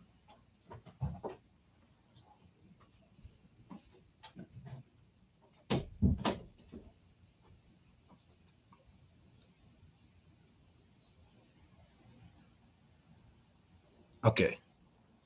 Mikey J. I don't want to sound like a kiss,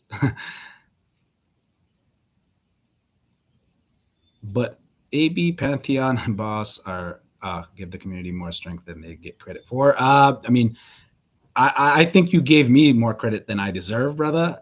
But the last two, yes, for sure. Pantheon and Boss, they definitely have given the community and continue to give the community. Like I said, we're very fortunate to have these guys. Just much love and respect to them. I know one of them personally, which is Pantheon.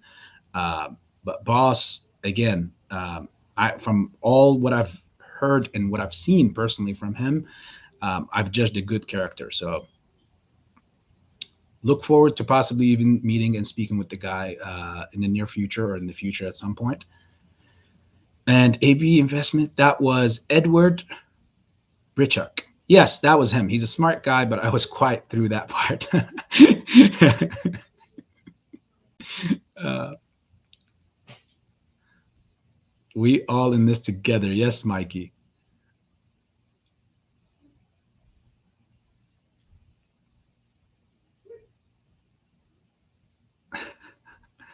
Tail Dog, how are you doing, my friend? Kim A. British accent is nice. That's why Madonna changed her accent. It just has this sophisticated vibe to it, you know. By the order of the fucking Peaky Blinders. Try to sound like Arthur, and I know I don't. That's one of my favorite characters. Sorry for the F word, guys, but I was, you know, quoting. I wasn't saying it just for the heck of it. Ah, you're so kind. Thank you, Brenda. 30 watching, 13 likes. I appreciate you, Brenda. Uh, again, while people are watching, that means the world again to me. Because again, you're selling me your time. And that's something that can't be bought no matter what. Like there's no is special value on that. And I treasure that kindly, like highly. You have no idea. I value time a lot because I know you only have so much of it, and the time that goes, you can't buy it back. That's one thing I always say: you can never buy time. You can only sell it. So make sure whatever you're selling it for, I know the amount is never going to be rightful, but sell it for the best price possible. And by you spending it here like this, I am overwhelmed. And like one person, just one, that means the world to me. Imagine when it's more and more people. I highly appreciate all you guys. That's why I take it really serious to try to bring as much whatever with me, even though I don't plan rehearse this or anything. I just come out like being me. But in the same time, I try to make it worth your while of whatever I see or whatever my intake or output on something.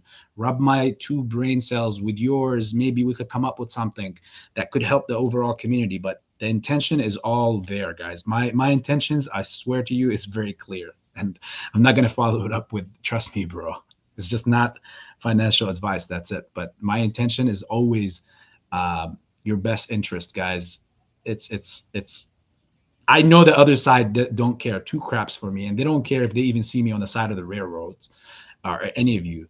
But I know many of you in here would not stand that sight and would do something about it. And therefore, obviously, just by nature, uh, the interests are aligned for you and I to be on the same page.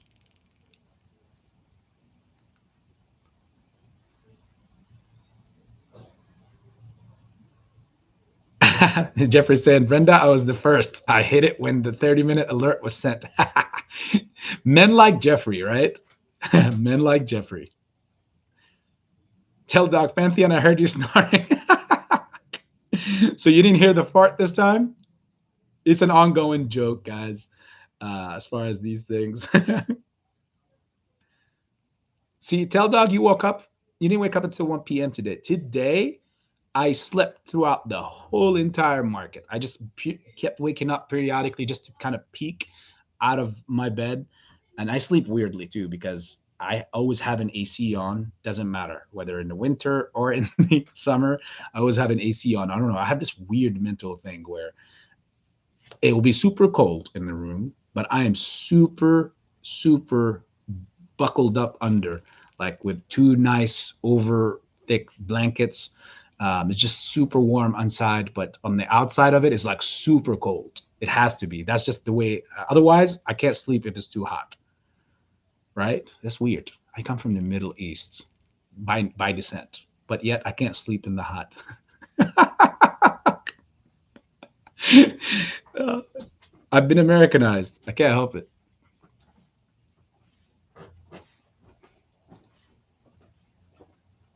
Tell Doug I think that was me.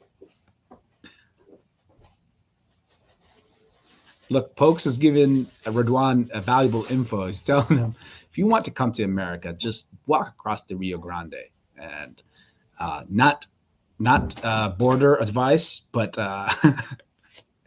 the world has spoken. You need to stop. You need to be careful with stop limit orders when doing options. I know it is the best way to keep from getting smashed by rapid rug pulls, but the hedgies regularly do stop limit hunting. That is true. Since they have access to that, what Jeffrey is saying is basically they will see where they'll stop limit, and they will drop. They will actively know what they have to target. It's kind of like a mission. So when they go look and they see those stop limit orders, they will actively go and hit those.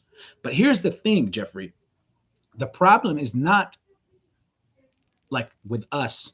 The problem is that majority of institutional or big time retail traders, they are going to do those. And those are the bigger problems than, for example, you and me. Like, for example, 6 or 8,000 shares of AMC is a big deal to retail. Even 10,000 shares is big time for retail. But for institutions, that's or rich retail members, that's like a toothpick. It's not much. It's a leftover fry in the bag. So what they do is, if those guys, and those are the guys normally that have those big stop limit orders, those guys, they will have bigger positions. The hedge funds now and market makers, when they are going to hunt, as you said, Jeff, as well, and they do that, those are the bigger orders that we can't control, but they're a catastrophe, because when they hit those orders, and all those institutions, no one can convince me that none of these institutions have those in play. That's how they do their business, because it's all risk tolerance and risk analysis and risk teams that are on board over there that they're paying on an hourly base, salary wise, and most likely ludicrous numbers.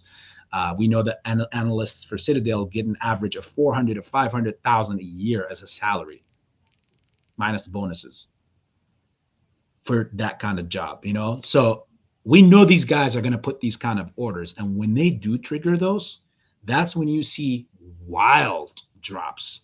Wild, because it will be a big order that we can't match. Now, throughout the squeeze, at that point, I personally believe, since there's so many FTDs in the background, that people, like, they will never officially dump them on the market, but you will cancel them out by selling them back. Like, they know that they gave you the key to them, in my opinion.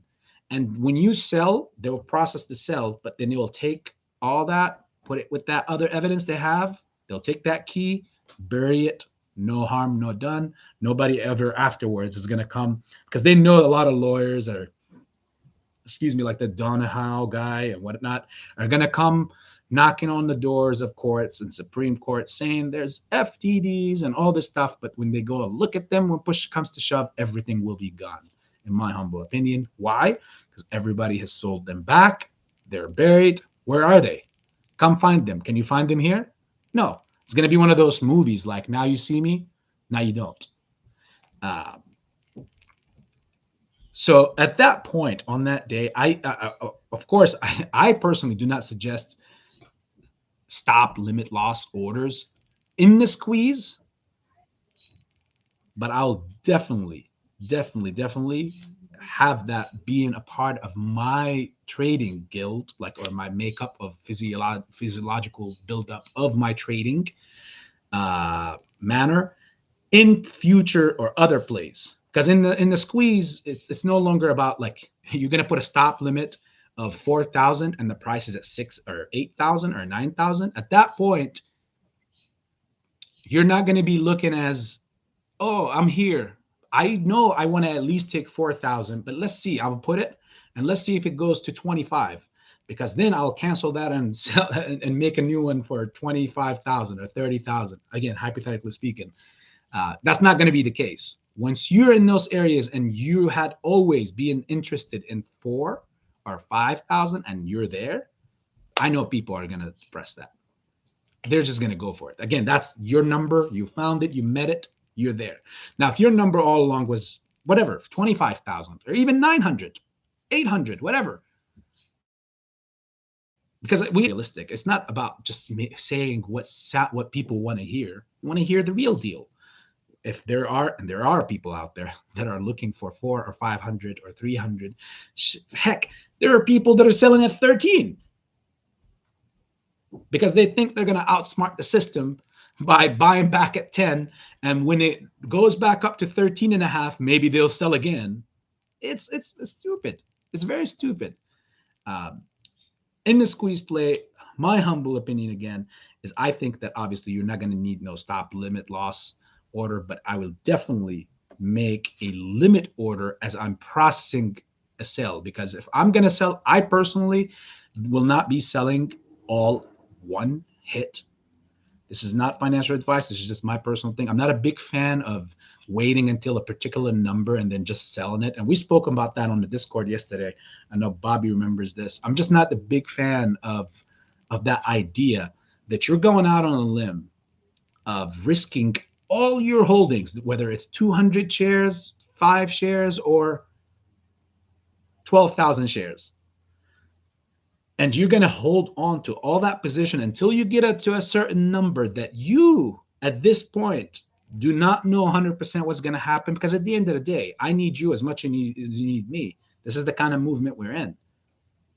If I don't hold to 25,000 and everybody else don't hold to 25,000 or 100,000 or 500 or 800, whatever, then the person who all along wants to be selling just one sell, just wait until it gets to, for example, $3,000, and then I'm going to just press boom, sell, and it's all going to settle. I'm not the biggest fan of that. I'm not trying to influence anyone otherwise who thinks like that as well. To each their own. I'm just not the biggest fan of that idea, because if you never even get to that price, what will you end up with? Don't even talk about bags. You will be left with beyond a different definition beyond bags. So my thing is I always take care of my original investment. I always take care of myself. And then, hey, you guys want to go to planet Uranus? You want to go to Pluto? If they bring it back on the galaxy books or whatever, you want to bring it back to whatnot, I'm down. I'm down to go with you to a different universe. But first, I got to make sure I'm not screwed and left for dead at the end. And that's my opinion on that matter. And I'm going to be along the way doing my thing and, climbing up. And I'm going to stand down with the movement. I mean, again, we have to hold. The point is hold to get to higher. But along the way, I have to make sure I'm okay. Everybody has different leverage and everybody has a different battle to fight in their own personal life. Do you take care of you? You don't owe anybody anything. Okay. So Pantheon, the great Pantheon is saying the citizenship by investment video is episode 111 and is titled AMC Stock. Pantheon Radio, April 10, 2022. And it starts the part at the 7:55 minute mark. There you have it, ladies and gentlemen. Specifically, Radwan, here you go. Go ahead, watch that, and you're going to come up with a lot of important stuff. That's why I told you guys we're very fortunate to have these individuals. Frankie Mohammed, how are you doing, my friend? Welcome in here. Lou said they are going to pay us with digital coins. That's how they are going to come up with all that money to pay us. They will convert the coins into dollars later after we get paid. Your thoughts? Um,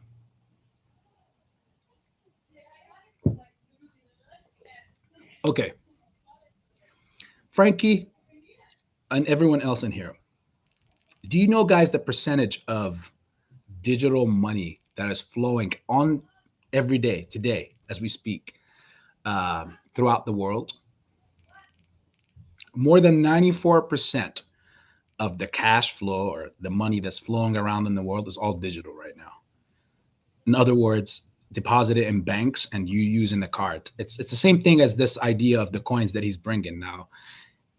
If Lou is saying something, one, we have to remember that does not make it correct automatically. That's an opinion that he shared. Oh, they're gonna pay us with coins. That's an opinion. He could be right and he could be wrong. But my answer also, in case if it's correct, in case, and I doubt it, but in case it is correct, what's the difference? 94% of all money is digital right now. It can be converted later to whatnot and all that stuff. At the end of the day, if you're gonna get your money, uh, and there's only one way to get it, that's again, given that he's correct, what difference is gonna change for you? Are you gonna say, no, I don't want this money because it's not the way I want it? If that's the only thing they're gonna offer, you're gonna go have to roll with it, right? You and I and everyone. I mean, we're not going to go ahead and start a movement saying, no, we don't want this and we don't want that. Because at the end of the day, it's not going to end the way we want it. If money is going to come and it's going to come in that manner, let it come. 94% of all money that's flowing around is digital, anyways. So I'm not over concerned with it. And at the end of the day, they'll be doing you and me a favor if they do stuff like that.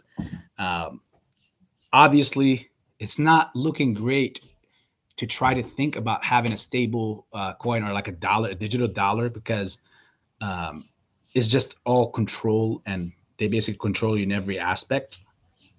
If that gets to put out, so they can give me my money in coins, but then when I get it, I'm converting that stuff to so many different things. I'm putting it in bitcoins, in cryptos, and they can go and attack. What you've seen happen in Luna, guys, um, it's it's crazy that it the way that it happened. And obviously, there's a new coin tomorrow, Luna 2.0, and now many broker dealers are stopping the trade of Luna, the classic, because they're gonna have a classic and they're gonna have 2.0. Whatever you input or take out on that, it's yours, but it's fine.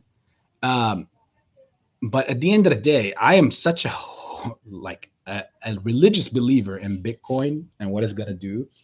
Um, and that's why I know that that one is more safe for me than anything else. So I could transfer anything to that. But first, give me my money. Doesn't matter how you give it to me. But when I get it, I know what to do with it. Uh, I'm not going to stop there and say, no, I don't want it in coins. Take it back. I don't want it. You're not going to do the same thing as well either. And that's just my take on it. Because you got to remember, you got to give him the benefit of the doubt based on that opinion of his, as far as, they're going to pay us in coins. But it is, at the end of the day, still also an opinion. And in case they do it that way, and then you got to entertain. You already gave him the benefit of the doubt. Now that you gave him that, you got to remember, is that a fact or an opinion? It's an opinion. So now, with me giving him the benefit of the doubt, I got to think if it's true or if it's not true. If it does happen, what will happen to me? I can't say no. If it does, if they do pay us that way, it doesn't matter. We're gonna take it or not. You're gonna take it, of course. Um, Now, what you do with it after is a different case and different situation and different scenario. They can track you, yeah, they track what you did with the coins and whatnot. But once it's the amount figure is transferred and it's done, and you did what you did with it, whether you bought houses, whether you bought lands, whether you went and transferred it onto a ship, and you, you just sailed away, whatever you want to do, that's your business after that. And that's what matters the most, is the post after your reaction. Um, at the end of the day, if it's the only way, then you're going to have to live with it, right? That's what the government offers. That's what you're going to take. So look at it from all angles. That's my suggestion, guys. I owe every matter. I always look at it from every angle. Worst case scenario, best case scenario, what most likely could be the outcome. If it's from someone else, what is their accreditations? Does it make sense? And if it does go through, what would be the worst case and what would be the best case scenario for me in this. And when you think like that, if you will always have an answer for something, you're not going to be confused. Like, you're not going to come to a point where you're like, I don't have an answer for this. No, when you think about it in those terms and the way that I just gave you the breakdown, um, you'll always have an answer for something, or at least you'll know how to ask a question about it and eventually come up with an answer yourself that best suits your situation, right? Hopefully that answers it, Frankie. Much love, brother. By the way, I need one of those shirts. A couple of days ago, you made that video and you had one of those African shirts. It was beautiful, man. I need one of those. So send your brother one.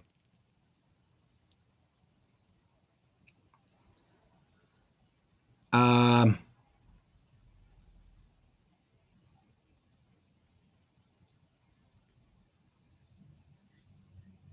Mikey J, I don't have a digital wallet, so I refuse to accept digital coins. Well, when push comes to shove, you're gonna accept whatever. If it comes down to it, you're gonna have to.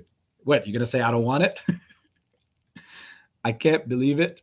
And reason why is they can take taxes out when we withdraw the new coin pay system. Why I think that I don't know. And hello, buddy. I kind of believe it, and yeah. So Brenda has put her input on that as well. Again, if it's an out, it's an opinion so far. We don't know. Yes, no, we don't know, 100%. But if it does, hey, I ain't tripping. If that's the only way you're gonna give it, I'm gonna take it. I'm not gonna sit there and say I don't want it. Keep it and fight them in courts and whatnot. No, I'm gonna take it, do my thing, and flourish in that in the other ether. I can't wait. Like I said, guys, like once we are loaded, there's so many big things that we could do. Like it's crazy. I mean, for me, my long life dream has always been to be my own boss. I was able to accomplish that blessingfully, and I was able to do that since I was 21, and constantly is still doing it. But obviously, I want to step out of retail in general, like even business that means that I have to open something and it has to be open from this hour to that hour in order for me to make an income. Doesn't matter how high or low it is, it's still a problem. And this is not a futuristic way to look on things. So there's a bunch of business ideas in the back of my head, a bunch. But most importantly, my goal is to go ahead. You guys all know it. The OGs in here all know that, my point is, or my way and goal in life is to try to spread the seeds of envisioning and how to go about life and spread the seeds of hope all across the globe, because every man and woman are equal in my book, and everybody should have equal opportunity. And the one thing that kills the rest of the people anywhere on this planet is the lack of opportunity. And sometimes even that lack of opportunity, because they didn't have anything around them to show them that, you can be a living, walking proof to why all that could happen. I mean, people could have all what they need right there and then, but because of the lack of provisioning and optimistic and the entrepreneurship way of looking on things, they might not understand how to put one and two together that they already possibly have and make something huge out of it, that could benefit them and all their loved ones and possibly their whole town. And that's for me what it is. I don't want to continue just, honestly, I'm gonna be honest. I get tired of this late night phones that you call and you give money to, and they send you pictures of those kids, and it's like, what is this? This is a business. That's my take on it. Again, I'm not stepping on any toes. I'm not trying to devaluate it. If you're going to help. Doesn't matter who. Help is always appreciated. Doesn't matter from what individual, because at the end of the day, we're all human. But I would like to make a real difference. Give someone who's in need some money that only patches the problem for a few moments and a few days and time, just buying them time before they're right back into the same crap again. So you might be alleviating them, giving them an ibuprofen or an Advil to their problem, but that doesn't take the headache away completely. And that's my ultimate goal, is to go around and do stuff like that until my last moment, whatever that moment is on earth. And that's a very, to me, that's a way I could go out and feel very happy about my legacy in this planet. So yes.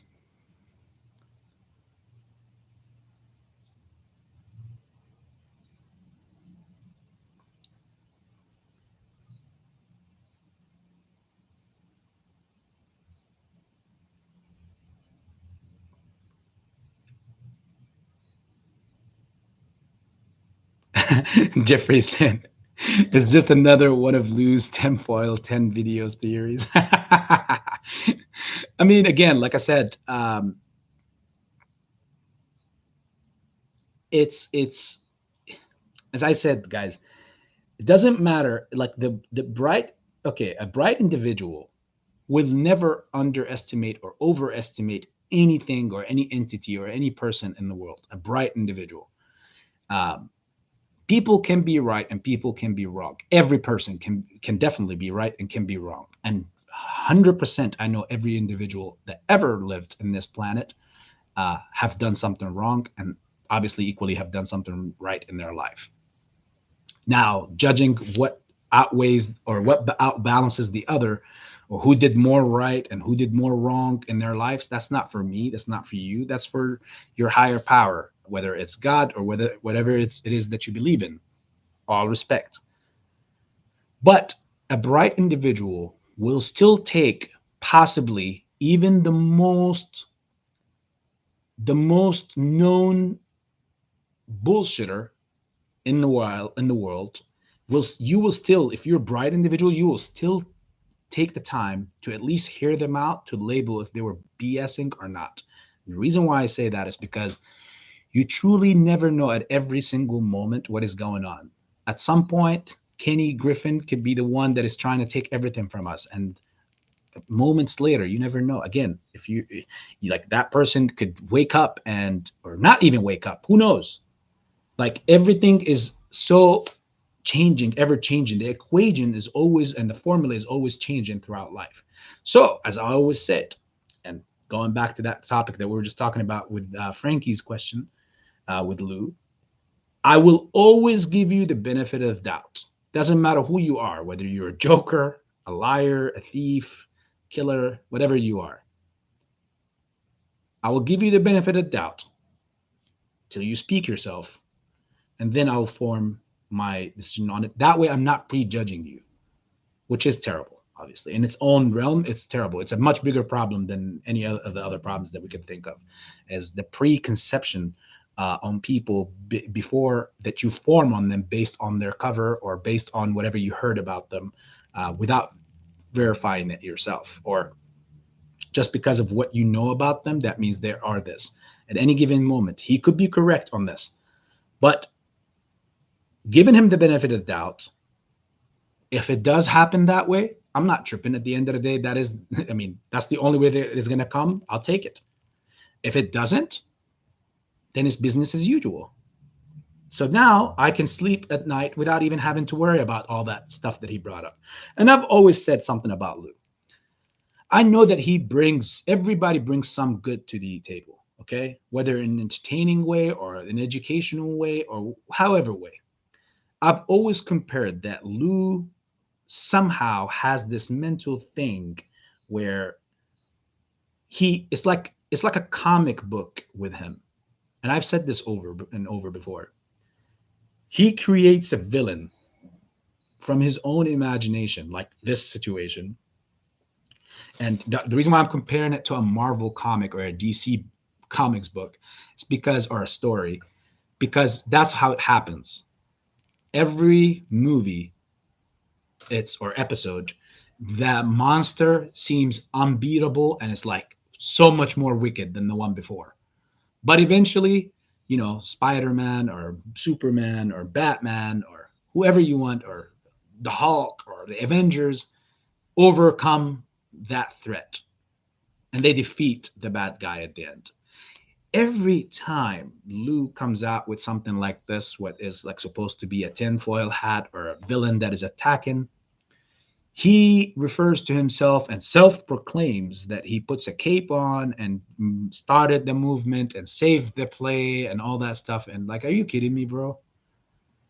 Like, His channel got into April of 2021. What did you save? AMC's movement started in the middle of 2020.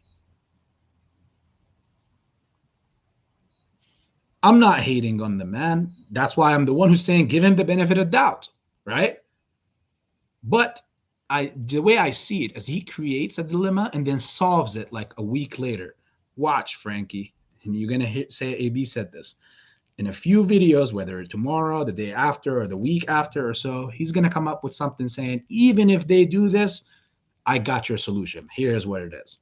And that's a way for him to keep all those people running and flocking back to him because he just created a market for himself. Like, you need me because I'm the only one who's bringing up these monsters, these weird things, and yet I solved them. So, in a way, you thought that they really did exist, and I'm the one who defeated them.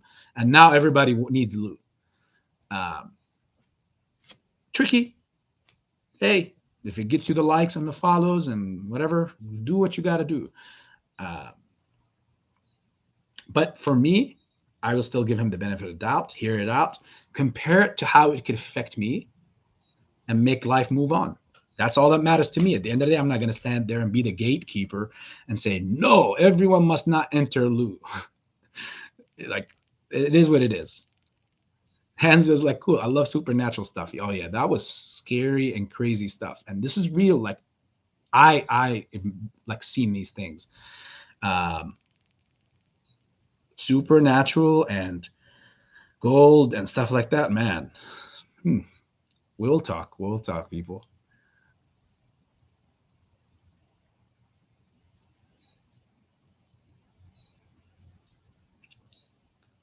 Twitter also rejected Silver Lake's proposal as well, AB. Yep. See?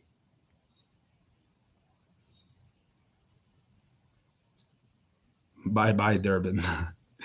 uh,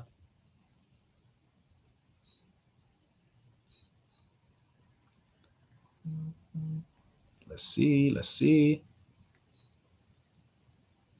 We can go to the broker website and say it's suspended.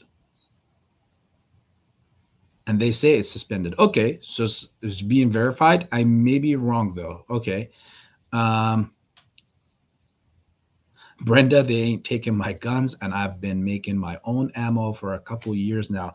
I mean, Jeffrey, that's what's up. I don't know. Like Mark DeWine yesterday,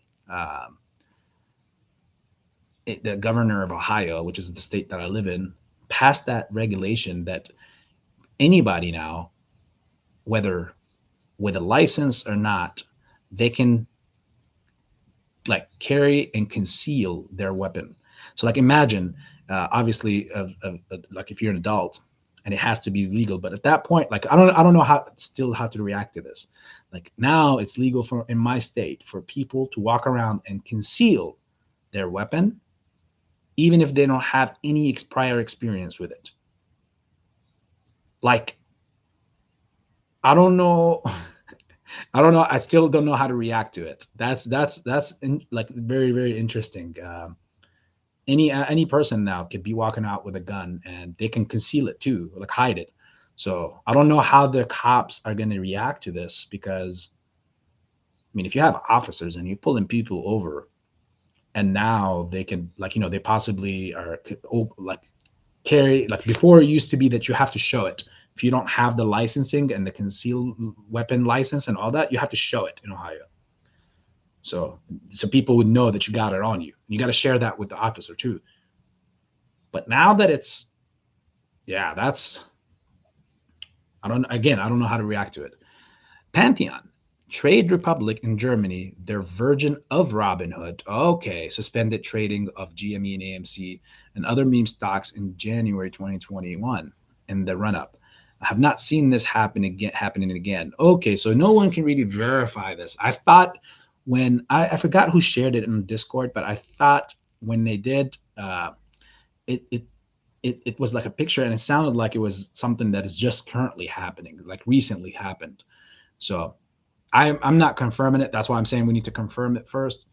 Um, but thank you for the for bringing this up, Pantheon, and like answering what you know about it. Ain't taking mine either. Adrian Fernandez. There's the guy. Adrian, once again, if you don't know, I said this earlier in the chat. I really enjoyed speaking with you guys yesterday. And again, it was my first, so I had to quiet as much so that I can be, you know, a little more understanding of the agendas of the people on the other aisle. I was speaking. I need to know everybody's agenda first, and I know everybody's meaning well now, and it was amazing. I'm looking forward to the next time. But Adrian, again, if you don't know who Jorge Masvidal is, search him up. It's a UFC fighter, and bro, you sound literally like if I was walking down the street and you approached from behind and you started speaking, I would literally, my first reaction would probably be like this, because I would think that Jorge Masvidal coming over and he's trying to Ben Askren me with a knee. So look him up, brother. You would like the guy. He looks like this, like fighter, like Jesus fighter virgin. Oh my God, Alan Kamaski. Wow. Today's Legends Day. I'm seeing people from the OGs, the triple OG status popping up. What's cracking, AB? Been busy working lately. Hope all is Gucci. Yes, it is. Are you still in Hawaii, my friend? I have a much larger plan for post MOAS. I will happily explain my plan to you, AB, offline. Hey, well, I'm very honored. You don't have to, and I'm very honored to hear that from you. You know, I'm just a fan who's uh, trying to be spoiled even further more from your talents, my friend.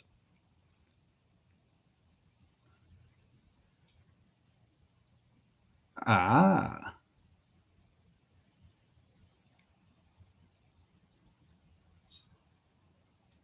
let's see. What is this? Where am I at? Ah,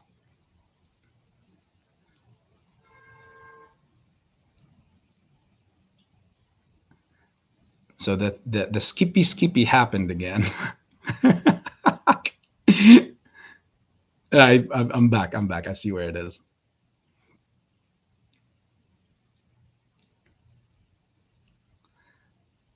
Thank you, Adrian. My day is going great. Obviously, the night I slept through most of the day, courtesy of you guys. It was well worth it. It was fun, uh, and it's going great. Hopefully, yours is going by great as well. Tell dog, Adrian. Yeah, that was fun yesterday. Tell dog, wasn't it? I can't like I can I would love, imagine how funny it was like this. Imagine when it's really with drinks and in reality, like we're sitting around a campfire or some bonfire or something, and we're just like speaking the same setup, same talk, same people, just bonfire and drinks involved, and we're just talking. Oh my God, same conversations. It's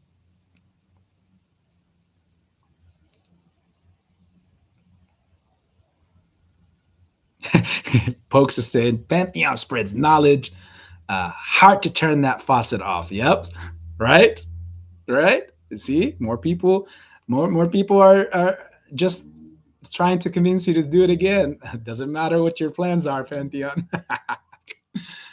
Every time Wolfie speaks, I cry and love Boss and especially Pantheon. And Pantheon turned me on to you, AB.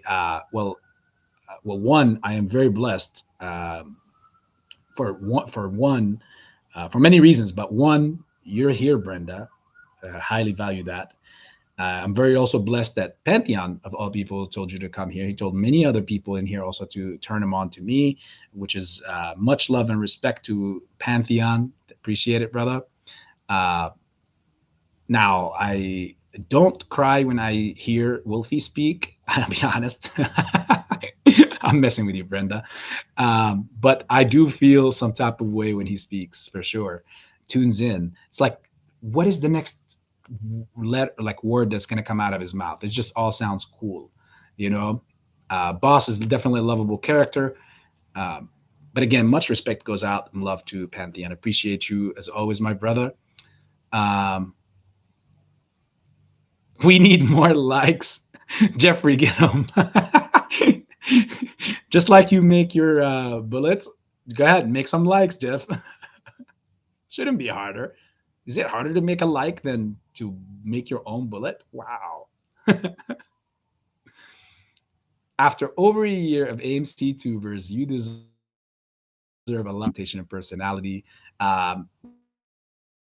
Well, Jeff, I'm definitely honored to hear something like this, but there are people that deserve it even way more than that.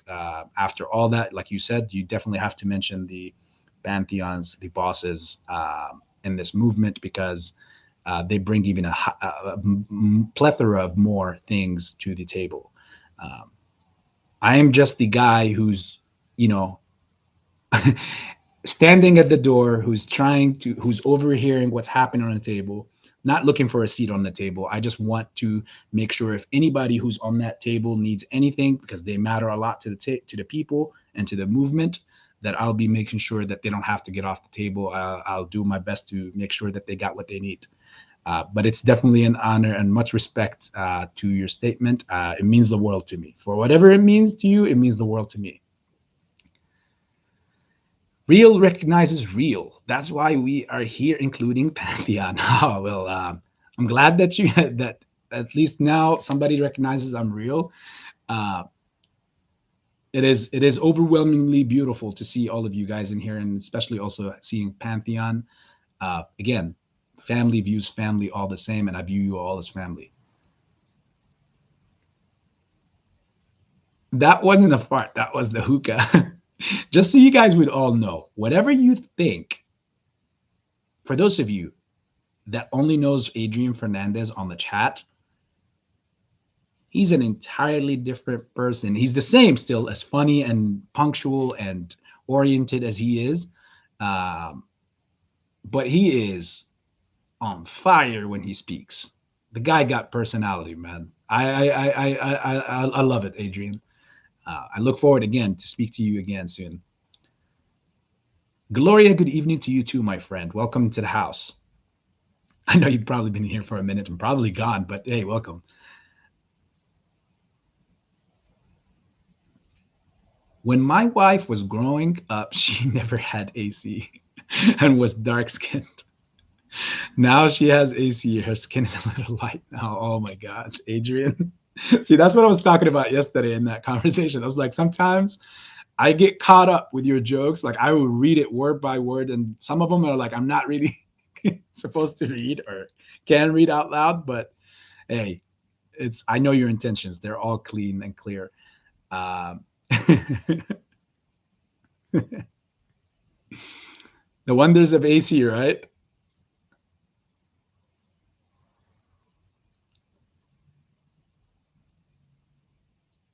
Look at Hanzo saying my numbers are very high, and she, yeah, see the keyword here. She is not playing because mine aren't low either.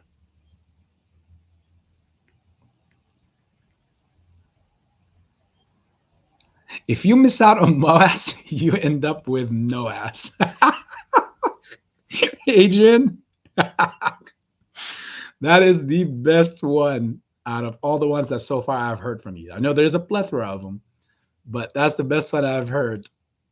Oh man, you need to keep that right there because it's small, it's one sentence, it's quick, and it rhymes. It's just beautiful. If you miss out on MOAS, you end up with no ass. I love it, man. It is true.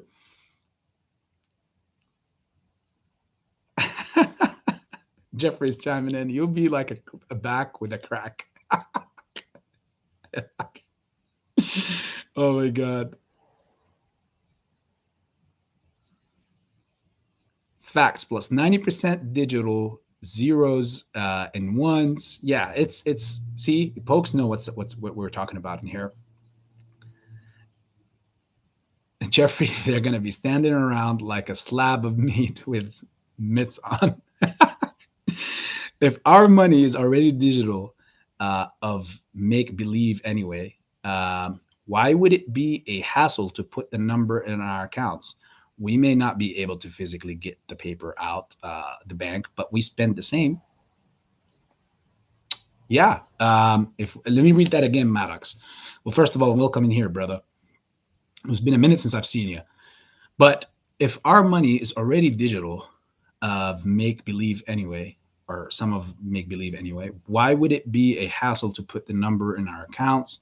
We may not be able to physically get the paper. Well, that's again, Maddox. Okay, so that's the ideology of the banking system. Okay, if we all deposit, and I said this on Discord yesterday, but I'll say it here now. Obviously, you weren't there, and many of you guys in here weren't there. But if we, let's say we all chose JP Morgan as our bank, okay? You, me, and the 25 other people in here. And we all go there and we all want to spend, like, put deposit exactly the same amount. Let's say, again, hypothetically speaking, let's say we all deposit $1,000. So by 25, let's just make it 30 so it could be even easier. But we'll say $30,000 is what we deposited all together in the bank. So what the bank does is they give you a digital number on your screen, says that, yeah, you got $1,000 and you can go spend out of it, right? The way that it works is if we all, let's say I decided to go back and take my money out the next day and said, you know what, I don't want to do this. I want my $1,000 back. I didn't spend anything out of it and I want to take it out. They'll give you your $1,000. It's fine. I'm one of the 30. If all 30 of us went back and none of us spent out of our money, and all of us went at the very same time to get our money out, and given that we are the only account holders in all, like there's no other people that are that have accounts there, it's just us 30. If all 30 of us go at the same time to withdraw our money, at least possibly half or maybe 60% of us are not going to be able to get their money out that day, because your money goes in and automatically is shipped into different investments that the bank invests their money in, that they do. You don't have to know about it, because at the end of the day, you're receiving a digital number that says you have 1,000, you can spend out of it. They encourage you obviously to spend. But if we all try to go and pull our money out at the same time, all account holders, then there will be a problem, because the bank will be shit out of luck. That money is not sitting in the safe there, so that's the idea of like how they make money. I'm just showing you the background to how basically cynical the system is set up around you. Now, as far as why don't they just put the numbers in our account? Well, obviously it's the process didn't start. Why would they also just negotiate? And we talked about this too before on the live or even on Discord. Like, why wouldn't they just negotiate with us? Because there's this weird fairy idea out there. Some people, I don't know who started it, but some people talk about that there is a possibility they'll come to a point where they'll start negotiating with us and say, hey, we'll give you $6,000 or whatever, a share, just walk away. And my take on that is how gullible people can be to come up with ideas like this. Like it really is magnificent to see, like, to take a trip on into people's brains, because what your actions and your words reflect on what you are on the inside. That's one thing I know. And that's why, again, if I meet somebody new, I'm always quiet enough until I form my perception on what they are through what they're saying and what they're doing. And that's my way of also giving them benefit of the doubt until they prove themselves otherwise, right? It's beautiful to see and magnificent to see how people think and like how they compare oranges to apples and stuff like that. Like the idea, who does it hurt more for them to give an offer to you or me, to all of us? It hurts them. Why would they do something wild and weird like this, right? We know ourselves that there's a lot of people that are hoping and wishing just for $300 or $400 or $500 a share. If they come out and say, we'll give you $5,000 a share, just take it and leave, who do you think they helped here? Themselves or everyone else? Everyone else was like, what? I was thinking that I was going to take 5 or 7 or 800 a share, and now you just made it that easy for me. Thank you. That helps all the people on this train that they don't want to be on this train. So, in other words, if that was the case, they would have done this a long time ago. They wouldn't have taken us through a year and a half, because the idea here is to weed out and throw out all the loose ends or the paper hands. How can they shake out the paper hands if there's going to be some sort of debate and they're going to give you some wild number like this? And that is also not legal. That's me entertaining the idea for you so far. But here comes the legalities. It is not legal to do something like this, because when they do stuff like this, that means, one, that security is worth so much more. They're not going to offer you 5,000 if they know that the true value of it is 2,000, right? It's valued much higher, and they're either also afraid of people that are going to hold past and constantly keep holding while the short sellers need shares so they could cover. So if people continue to hold, the number is going to keep skyrocketing until the price is right and people let it go. If they come with a trade-off, all that stuff goes out the window, and that opens up also a door, a big door of lawsuits from all around to come at them. Because people even in the past can say, well, all along this was worth this much, I got obliterated because it was taking more. And you're basically, they're saying, if there is a moment where they do an offering, that means they are answering yes to all the manipulation that have happened or was happening, which legally would open them up for catastrophic losses on the other end, even more than the squeeze itself. So again, not financial advice, but AB would 1,000% himself in his world believe there will never ever be no such thing as an offering where I offer you $6,000 a share. Just please, all of you, take it or leave it. And if you don't take it, then we're gonna go to courts. Like, it just doesn't work like that. This is not a sell gummy bears on the side of the street or something for people for extra credit work or for middle school project or something like that, guys. This is much bigger, and obviously there's a lot of legalities that go into things. And I would suggest for everybody who's buying into these kind of ideas also, I know it's not nobody in here, but if anybody else that are even chiming in or listening, or if you know somebody else, please advise with these things. Don't advise, but kind of like give them these points that I just gave you so that they can expand their horizons a little bit more, so that they don't get obliterated when the time comes. Hanzo. Hi. What is this? Naked HD XYZ? Who falls for this kind of stuff? Like, literally. Well, thank you. Coiled again is in this house. How are you doing, my friend? It was nice to hear your voice for the first time yesterday on the Discord, and I look to be more active soon when we're active, like talking. I just needed to understand the people that were on across the aisle from me more and know their agendas, and we're going to be more active talking soon. But look at that. I have been coiled by the naked HD XYZs, whatever movement is that, or whoever falls for this kind of gibberish stuff.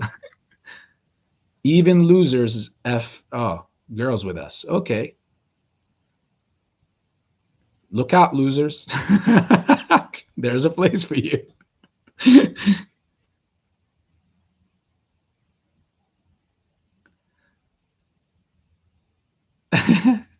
Great. Block the bot.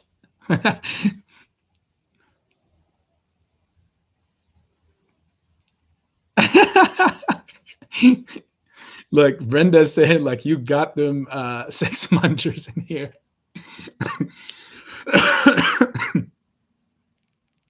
They have been coiled to oblivion and beyond.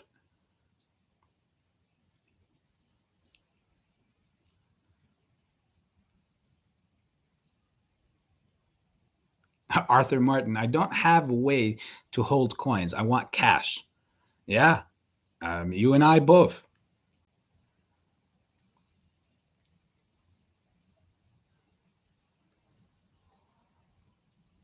They give me a bunch of coins, then rug pull them, and I'm fed. I like to go to a bank or ATM, AMD, then make a purchase. I don't use debit or credit cards.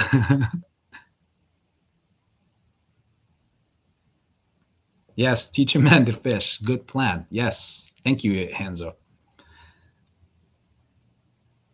I feel it's in our own personal best interest to get familiar with digital currency because whether we accept it or not, it's going to be the future, unfortunately. Uh, yeah, see, thank you, Adrian. That's exactly my point. As in, like, if that's the way it's going to come, that's the way it's going to come. Who are any of us just stand up and say, no, well, that's awful. I mean, that's awesome, sorry, and amazing and noble. But if it's not going to change anything, then guess what? You're going to have to roll with it. Make the best of what you got, guys, or what's getting dealt to you. It's not about, change. Like, it's, if you can change it, perfect. If you can't, make the best of it.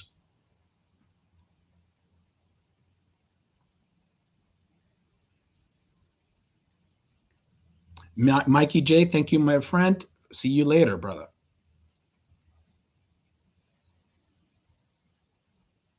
At Arthur, I am buying gold and not using a bank to store it. Brenda, Queen of Swords, very valuable insights here. Yes. Um, it's one thing to buy like gold EFTs and like gold paper, basically synthetic crap, and it's a completely different thing to buy physical gold. So there's two different things. Uh, Not financial advice, but definitely physical gold. It is way different because trading like gold on the platform or anything, that's like basically you're trading some paper. So back to it again. Anything and any effery could happen with that gold ETF or that stock, and the next thing you know, it falls and you're screwed. So now storing it, uh, you know, she's not using a bank. You got to remember, every state has different laws. Uh, and there is, yes, there is a limit to how much gold you can, you know, federally you can sit on. Depends on what state. I don't know. Obviously, at the end of the day, it's kind of like when they say you can't own a gun, but if you still have it inside of your house and you don't shoot it at somebody, like who knows what you have, right? Um, you have to just check, guys. You have to check and see where you can store it, how long, because I know there are regulations as far as how much gold you can get and sit on personally on your own.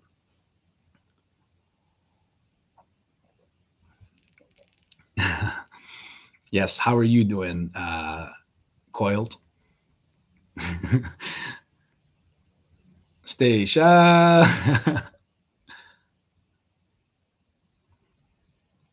Arthur Martin, also land. Yes, that's your plan, but also land. Yes, that's never a bad idea. That's always a great idea.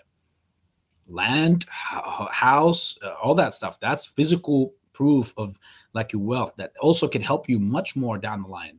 If you ever needed to get a loan for something, I know that you guys might not need loans after the MOAS, but if you ever, just to speak in here, you could use these properties as leverage for getting that loan. Um, that is a big plus that obviously even cash itself that you own does not have. I had an underground bunker and a big safe. LOL. All right, Brenda. Uh-oh. Yeah, look, coiled again saying, good Lord, I saw the spam.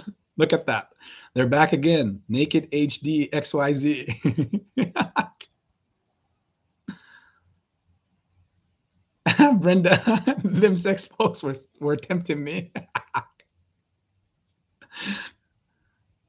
Go to my Twitter and you can see my profile pic of my first purchase of AMC 6 2020. Nice, June of 2020. That's what's up.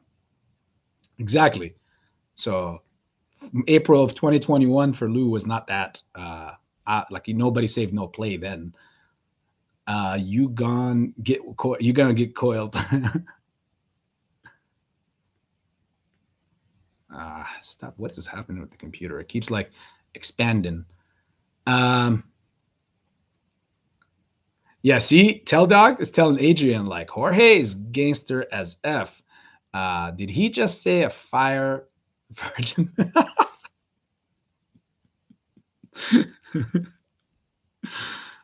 Oh,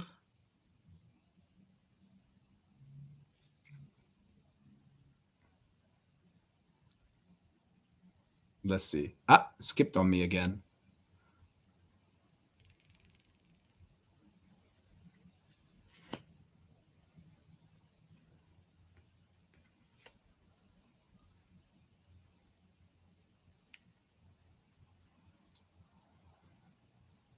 Okay, I'm caught up again.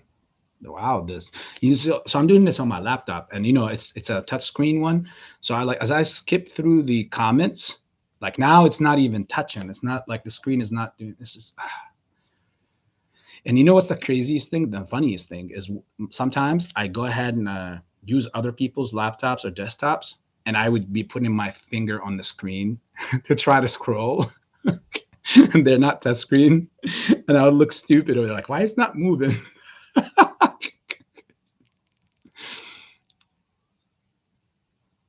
Yeah, it's not moving right now. It's annoying.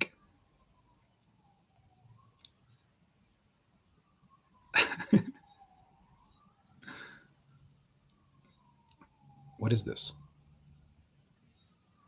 I am trying to highlight. Trust me, brother, but it's not working. Now it's not even moving. I can move it using a different thing.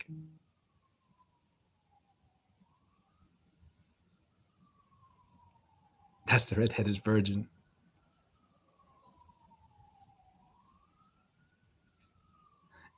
Yeah. Okay. Okay. Okay.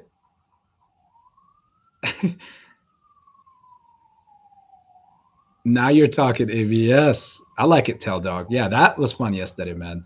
Um, Adrian is also hell yeah. I'm down with that as well. With the idea of the fireplace and all that bonfire. That's amazing.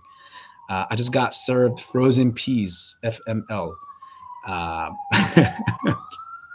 Tell Dog, hopefully you're not putting them on your on a punch or something, so that you can, you know, I used that before. I seen it in in one of the movies or shows where somebody got beat up, and because of the swelling, he just went to the freezer, grabbed a bag of peas or carrots, whatever, and just put it on that to numb the swelling. So hopefully that's not the same scenario happening with you, but yeah, I tried it. It was very disgusting, man. I had that plastic feeling on your skin is just crazy.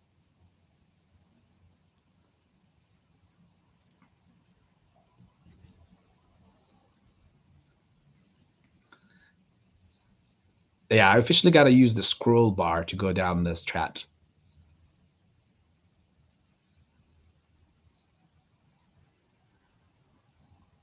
Real eyes, realize, realize.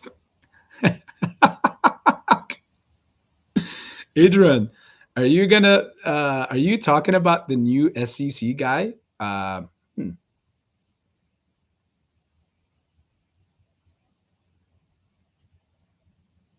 Yeah, I don't know if there's like, I know what's his name is still in there, right? Gigi is still the guy. Is it like some new post that just arrived or something?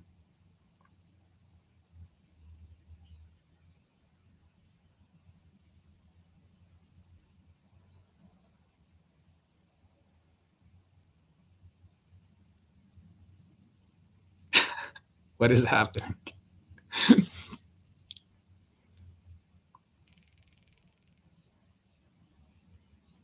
What? Uh-oh. So apparently Stacia is in love with the new guy. Who's this new guy? Is there really, or are you guys just joking around? Like, is there really a new SEC guy? Because Jeffrey is saying he wears his turbines, and What? Okay, he's actually good. He wears turbines and don't take no shit. What?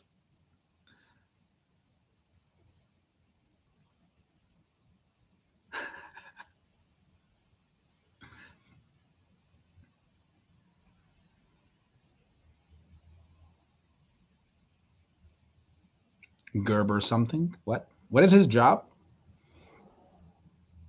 Nothing relaxes me more than a boot to the face from Steam Recliner or some of that epic sweet chin music. Clothesline from hell. Yep. Styling while profiling. Whoa.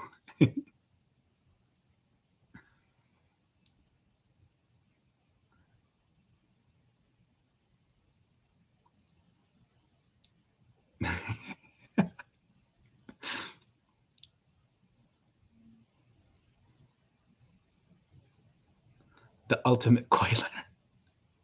I'm trying to catch up with you guys. And it is so hard with the scroller on the on the feed to use that.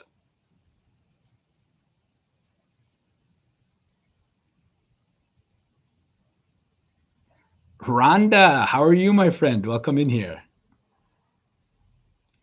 The rock and sock coordination, coiling connection. Nope, buying physical gold. Yep, perfect. That is definitely the way, Brenda. Pam is in here. How are you, my friend? It was lovely and beautiful and kind of you to have such an amazing invite yesterday. Thank you so much for that setup. A little nice while too, like until 8 in the morning my time or 8:30 in the morning my time, almost. Um, but it was fun every second of it. Well, both times I went in. Um, Thank you, and I look forward to the next ones for sure. And it's definitely the place to be for sure. Um, so yes, thank you again, Pam.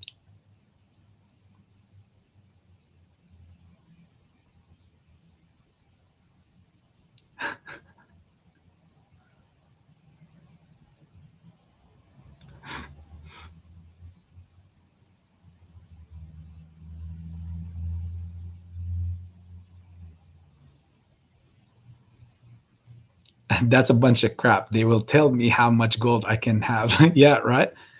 Brenda, yes. So as far as I know, you could Google this and you can see this. Like, they have these limits and it's like illegal and whatnot. But again, depends on what state. I don't know if it's across all as a federal law. Uh, I mean, for me, I can't. It's hard for me to believe that they literally can track it. I mean, again, when you buy it, there is a transaction fee. I don't know if they report because I know it gets reported when somebody buys gold. So you got to look into all that. I'm not the expert in this, but um, yeah, it's BS. I all the way. Like like there's a limit to what you can have on you. Uh, that's wild. So yeah, look into that, please, and bring it back to the family. Maybe we can. You could service a lot of us with that, unless you become a little international and you go and you buy gold and store it outside, in other regions that you definitely know that you're going to be frequently visiting, or whenever you need to, you'll be there. Um, yeah, that's different. So it doesn't all need to be here. Wink, wink.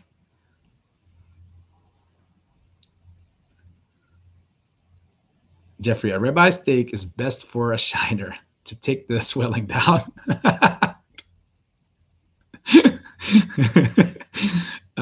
Man, I love me some steak. That's my favorite food.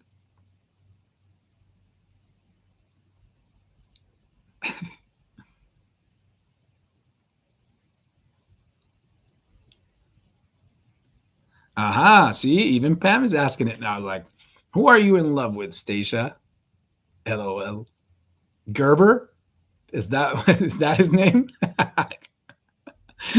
That's what Jeffrey was saying, wasn't it? Gerber? Yeah.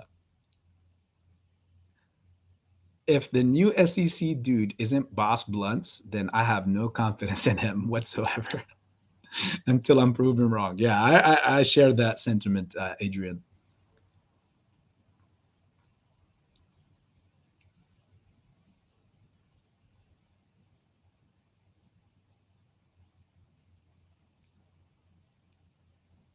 Did I skip?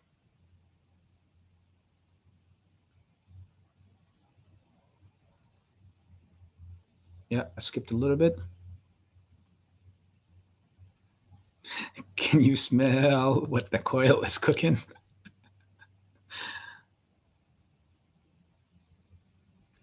Yes, there is a new SEC guy. His name is Gerber Gruel.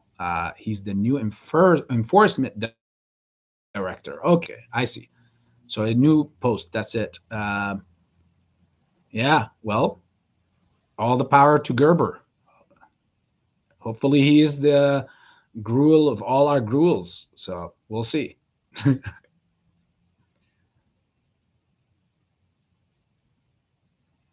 What gold at per ounce now? 1.8K still. Hmm.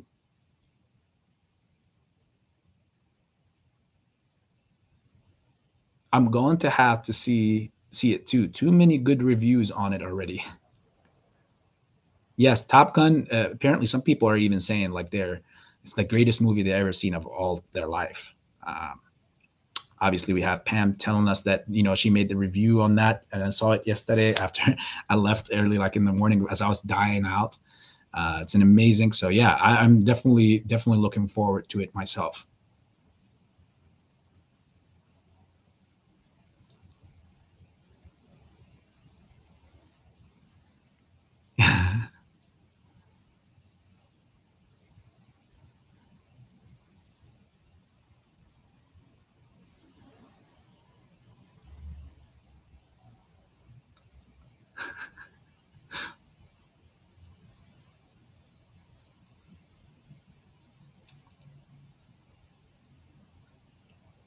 I'm gonna have to go to see it. Too many good reviews. Okay, I read that. I seen that.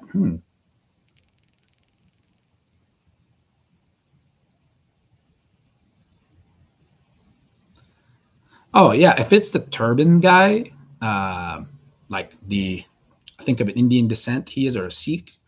Yeah, it's not new. I've seen. Remember that he's from New Jersey. That was like months ago, from 2021.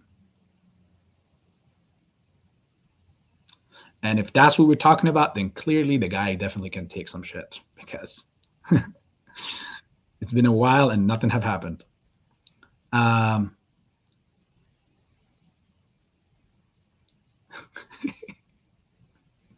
did he just say someone is gonna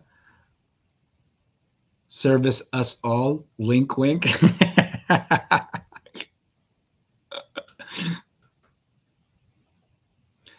uh, Palestinian. Are you in Virginia, AB? No, I'm in Cincinnati, Ohio. Uh, I'm in love with Tom Cruise. Pam, hey, you know you got good taste.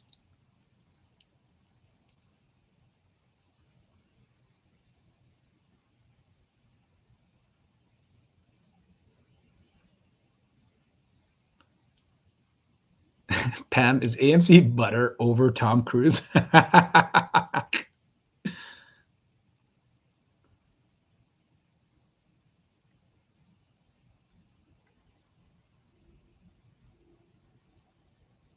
Yes, finally I caught up with all the comments.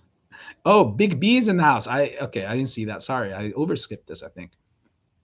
Um, I gotta give it to him. Yes, in the options, you definitely gotta give it to him.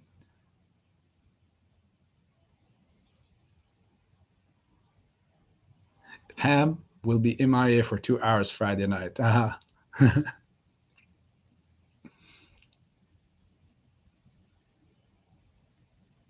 Nice, nice, nice. Okay, so since the family obviously is in a very good, okay, we'll research the gold, the legal way and well the Burger King way. I love it. Thank you, Brenda. And as we speak, nice. There we go. That's a way to start the leg down as soon as the trading starts with the crypto market. Bitcoin, surges to 29.30, 3,558 dollars, and now it takes a leg down to 28,963. Uh, Earlier today, it touched the 27,000 area, so that was very crucial. And very telling. Clearly, as what that is telling me, guys, is that there is huge positions in that realm, especially in Bitcoin, that is being taken and then taken back out. Profits are being collected. Uh, pump, dump, pump, dump, pump, dump, and you're seeing it. Like it's just not normal. This is too volatile for this. But I like it. I like it. I'm not against it. I like it. I don't like it. I love it, love it, love it. Uh-oh. So good it hurts. Wow, what a very consolidative AMC after hours, right? I'm not surprised. GME the same.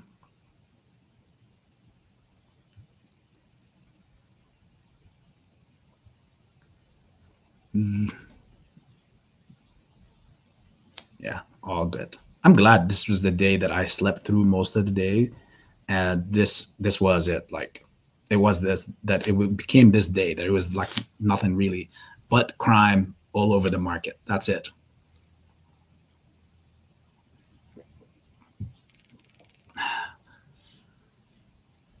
Make that 3 hours. Well, guess what? I've just spent 3 hours with you guys here. Not saying, of course, this is a Top Gun movie when you come here to show. Clearly, we're not breaking the the all-time records here.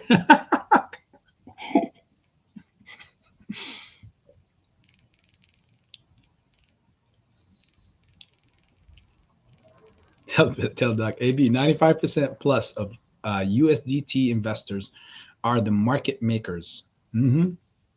CopyZilla posted a video yesterday about it. They took 10 billion out of the market cap over the last month. And the crazy thing is, with also like with agreeing with that statement, also is people don't understand one thing. Not everybody. Some people don't understand this thing, that market makers, and I've said this before, thrive between the bid and the ask, because that's where they make most of their money, like in that realm. Because they bid, ask, okay, finish, I take in the middle. In the day of Judgment Day, we'll call it, like as it's referred to as Judgment Day or Doomsday, whatever thing you guys want to refer to it as. Uh, you're gonna have the market maker making so much money on and also helping brokers, our own broker dealers, make so much money, and it's all gonna happen in a way where, let's say you press sell, there's a crazy amounts of ways of how they can do that and profit off of you, but this is how they could do it. This is one way out of the many other ways. They will easily, you could sell, and let's say you settle for $3,000 a share, they can have that like that, but they could also have the shares, and like you sold your part, but then they'll keep them and sell them at a higher valuation. Like if the number goes up, they know that stuff they're going to push. And if it goes to 5,000 or 6,000, they will make that difference. In your world, you already sold yours. You don't, to you thought you all got settled, but really they could easily, uh, you know, take that. Okay, you're out of it. You got paid, but we make off of you. Again, that's a way for them to constantly make money without having to have any skin in the game. And then they will split it. The market maker will give the broker their what they deserve and everything. That's why when people say, um, it's gonna be like this judgment day. A lot of brokers are gonna get shut and whatnot. Okay, to a certain extent, I believe some financial institutions will get screwed, but again, some entities, the government just cannot let them or allow them to fall because they are so connected to all the other structure. If they let one of these, like a citadel or whatever, go bankrupt, like belly up as a market maker, yeah, good luck to the rest of the country then. So they will, unfortunately, with a grain of salt, they will take care of these entities. In fact, I feel like you look at the repo and reverse repo and you see how it's climbing and it's all crazy and everything. At the end of the day, it's going to come down to a point. Can you pay it? No. Well, if you can't pay it, you're going to go under, and so many other entities and people are going to get screwed. And the whole nation in this case is going to get fucked. Oh, shit. Sorry for the F word, guys. That was the most clear F word I've ever said ever here. Um, I'm thinking we're in Discord, but we're not. See what you have done, Pam? um, and therefore, they will take care of these entities. That's my humble opinion. Again, I could be wrong, but I think that's what's happening. And that further proves also your point, Tell Dog. Um, so good point. Very good point that it was brought up.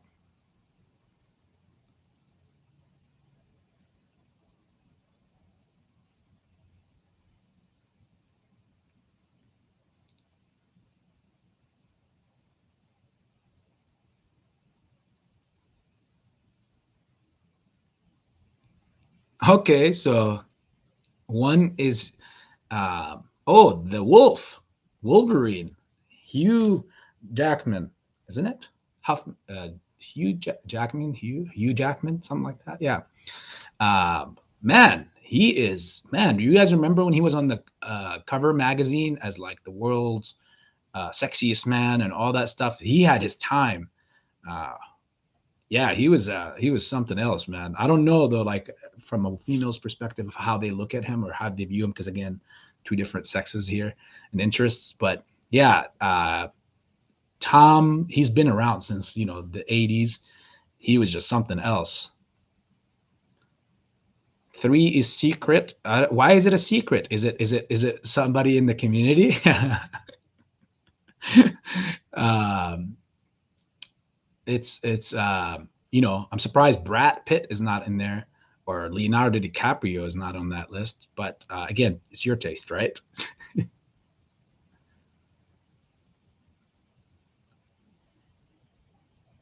Yes, Hugh Jackman. Perfect.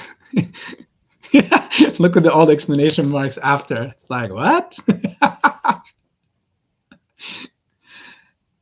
Look, Adrian said, I'm Rick James. I caught myself. I was going to continue it and say it, but I'm not going to say the B word.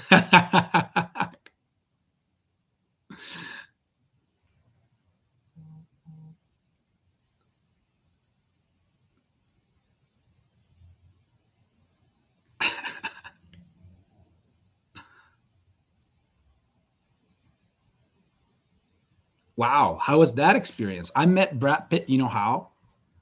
On the wildest way you could ever imagine. So my, it was also my first time ever visiting LA. And my friends took me to Universal Studios. We were taking pictures there. As soon as we got up the elevator or the steps that we were going up, there was a big um, weird like big drawing on the wall. It was all green of a T-Rex. So I was taking pictures by like putting my head and like right on the tooth of the T-Rex, like when as it's clamming down his mouth, making it look like I'm getting chopped. And then suddenly, as I'm taking the photos, I'm looking like this, and the person is standing as like taking the pictures. Suddenly, all I could see is, I felt the figure come stand next to me and like, put up a finger or two fingers like that. And then I was like, okay. I looked and I was like, whoa! Out of nowhere, it was Brad Pitt. And the crazy part is, he said that all day long, he's always getting constantly asked to take people for people to take photos with him, and he's kept denying people. And now here he comes. He's like, it's so odd how he comes. He's come on his own now without somebody asking him, and uh, taking a picture with him. And I was like, wow, okay. It's like, dude, you look completely different and not as tall as you seem to be in Troy. Because in Troy, man, that movie, no homo, but all you women out there, yeah, good luck. If you were married and you took your wife to that movie on that showing,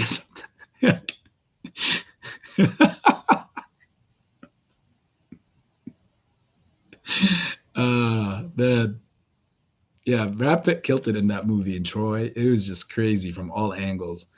Um,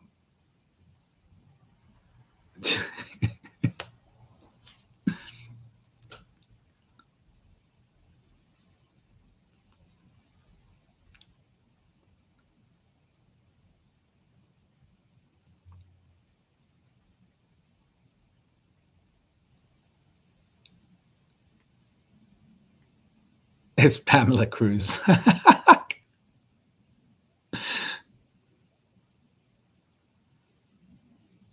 So, long story, our law firm represented them in a lawsuit. Okay, I uses to work with at one of the biggest law firms in LA years ago.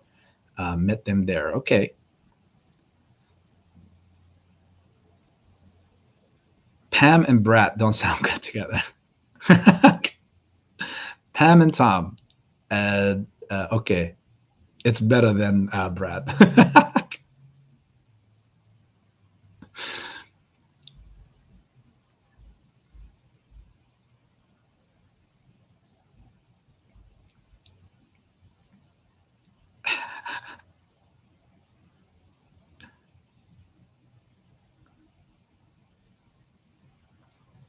I'm the only mod. Tell Doug say I'm the only mod right now. Don't get it coiled. I love it.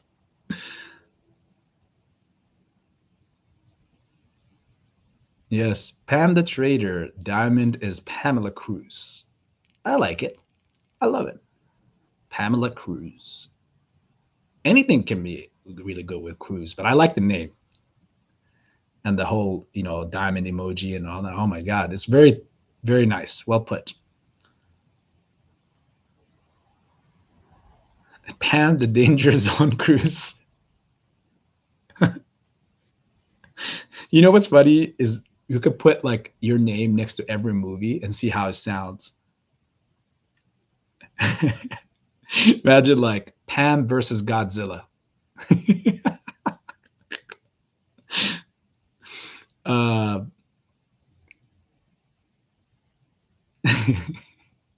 what else? What else? Come up with names with movies. Uh, Pam Inception. Pamzilla. Adrian.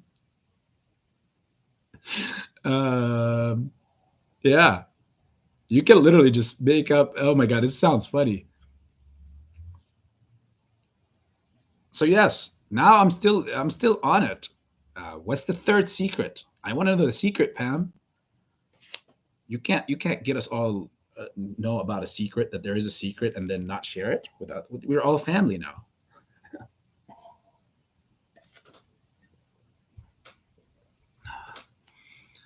This show today has been brought to you by Aqua. Stay hydrated, my friends. You like the new commercials that are sponsoring the show?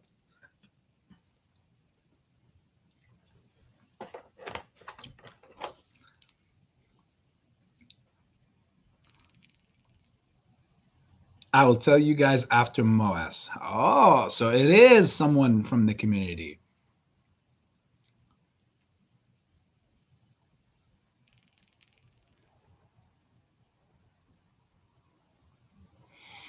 Hmm. Adrian, remember, folks, if you miss out on Moas, you end up with no ass. You hear that, Pam?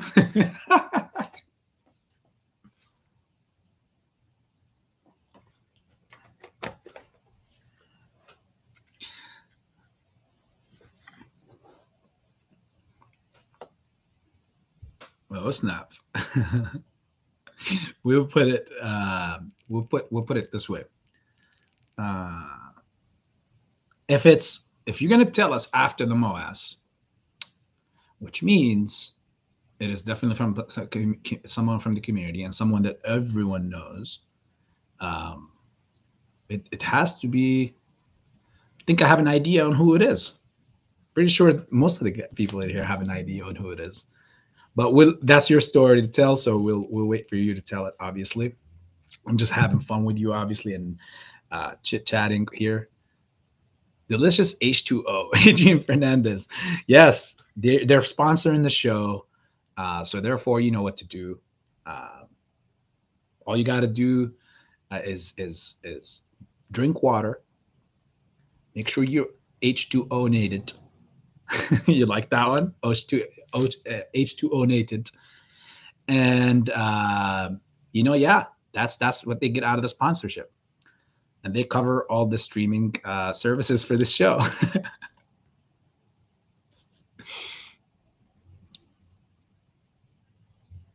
Pam Lightyear, Pam Minions. Those are great movies coming out soon.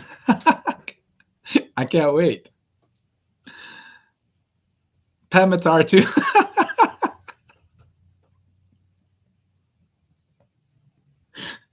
Cameron Jordan. I'm pretty sure he's having so much fun with Pam right now. Oh my god. Any of you guys seen that documentary he made when he went and on an expedition to dive into the what's the name of it? The Mariana Trench. It was a cool one, like basically the deepest point on Earth. Watch that documentary if any of you haven't watched it. Go for it. Have some fun. Yeah, that was a good one, Adrian. Pamatar too. Jurassic Pam.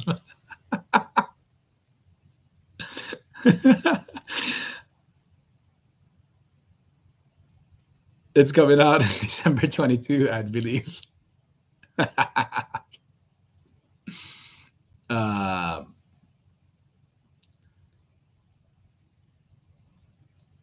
no, it's more like Adrian is the funniest.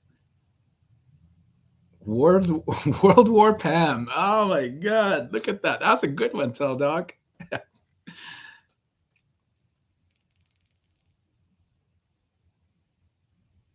See you all at the movies.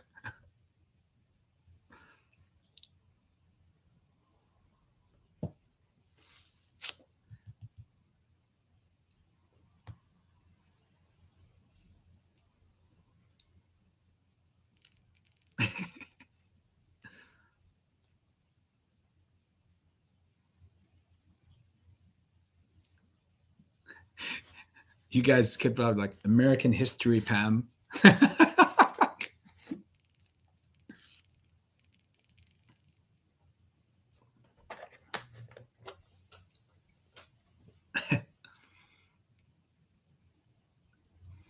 Pam to the Moon is next. Yeah, I'll watch that movie.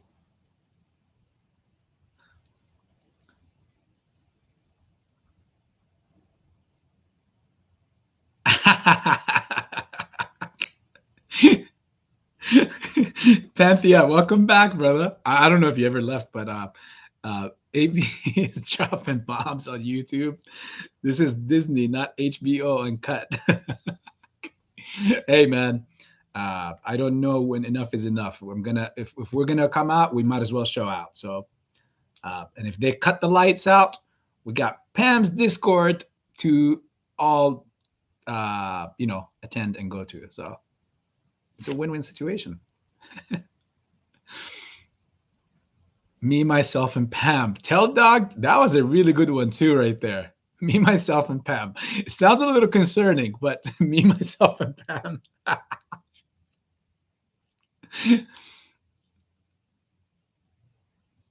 Out of control, kids. What do you think about the cryptide delay?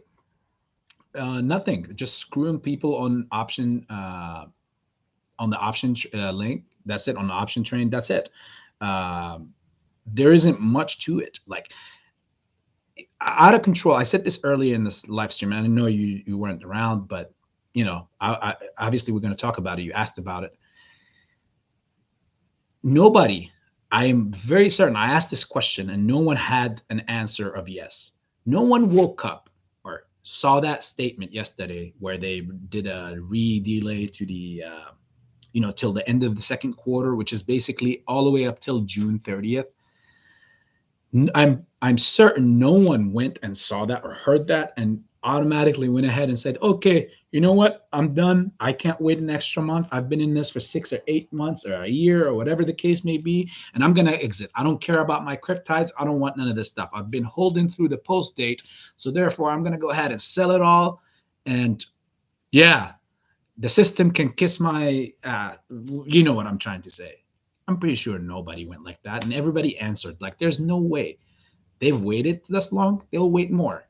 Unfortunately, who that hurt, and that's why I believe this is what happened, is because you got to look at what's given and what's taken.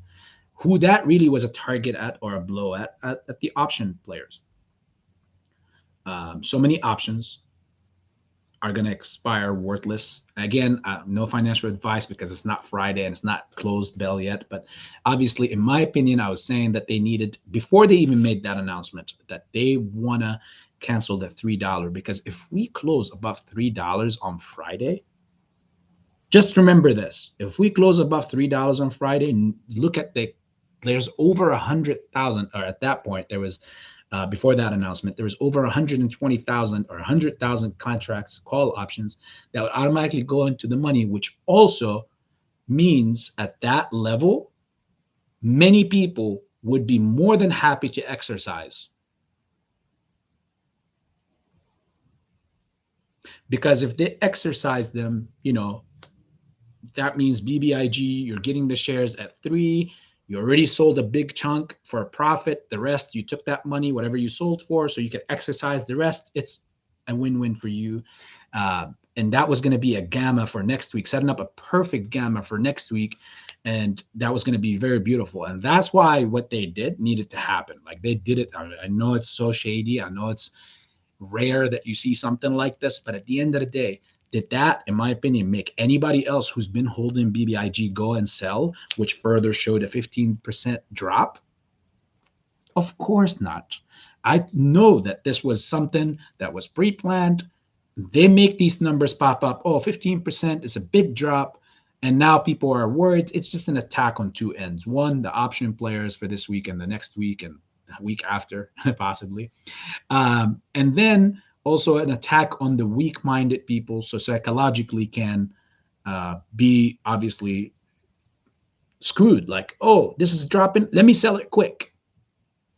And sadly, it does work on a few, but very minuscule.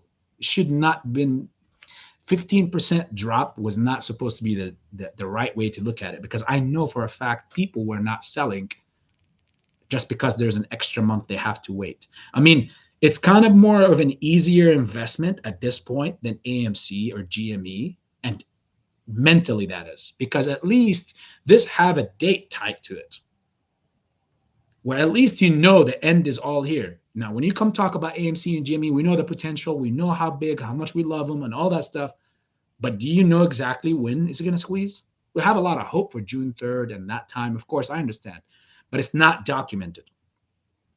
At least with bbig, that mental aspect of things is solved, and you don't need to worry about it, because hey, you know that you have to wait, if not now, well, till June, end of June, if not end of June, beginning of July. So there is billions and billions of synthetics that exist also with bbig, and the whole thing that is working. It's just, again, not financial advice. People are going to be so shocked when squeezes start taking place and what their evaluations are to and how they evaluate it prior to it. They're going to be so shocked. They're going to be way off, I personally think. But yeah, so bbig is good. You're good till the end of second quarter. I don't think they will wait until the last, like on the day of. They'll definitely do it prior to it. because it has to come out of nowhere where you least expect it. Because if everybody knows and it's going to be very easy, a set date, watch this. A lot of people think that they're very slick, right? And the other side knows that. So a lot of people are going to be like, okay, I'm going to get out and I'm going to come back in the week of that situation. They anticipate that. The other side knows that. That's why when they, in that article, when they said, or the exchange, they said until the end of Q2. So it's not, it's like an open check. You write the amount that you want. It's going to be very hard for the other side to guess what is the amount that you're going to write on that check. So in other words, this thing will take off when everybody else least expect it. That's to their best interest. The other side's best. We'll go ahead and let this thing rip. If, best to my knowledge, way prior to the end of the second quarter, or a bit after or later the second quarter. I'm leaning way more toward the way prior because everybody, again, they're anticipating all those smart asses to jump in at the end, think like, hey, while you were holding bags, I just jumped in on the day of or the day before and I won. Instead, all these smart wannabes are going to be the ones that are going to be like, man, I missed out on this. Those people, corruption, manipulation, and they'll start throwing every shoe they have in the house on the screen, uh, just because they thought they outsmart the system, they know what's going on. While on the other hand, they've been anticipating that all along. They know how to go about not getting obliterated all the way. Surprisingly, I don't understand why they're doing what they're doing with AMC and GME and the other meme stocks, because if they know how to not get obliterated, why are they engaging in something like this? The answer, because they know someone all along else will pick up the tab, and it's not them.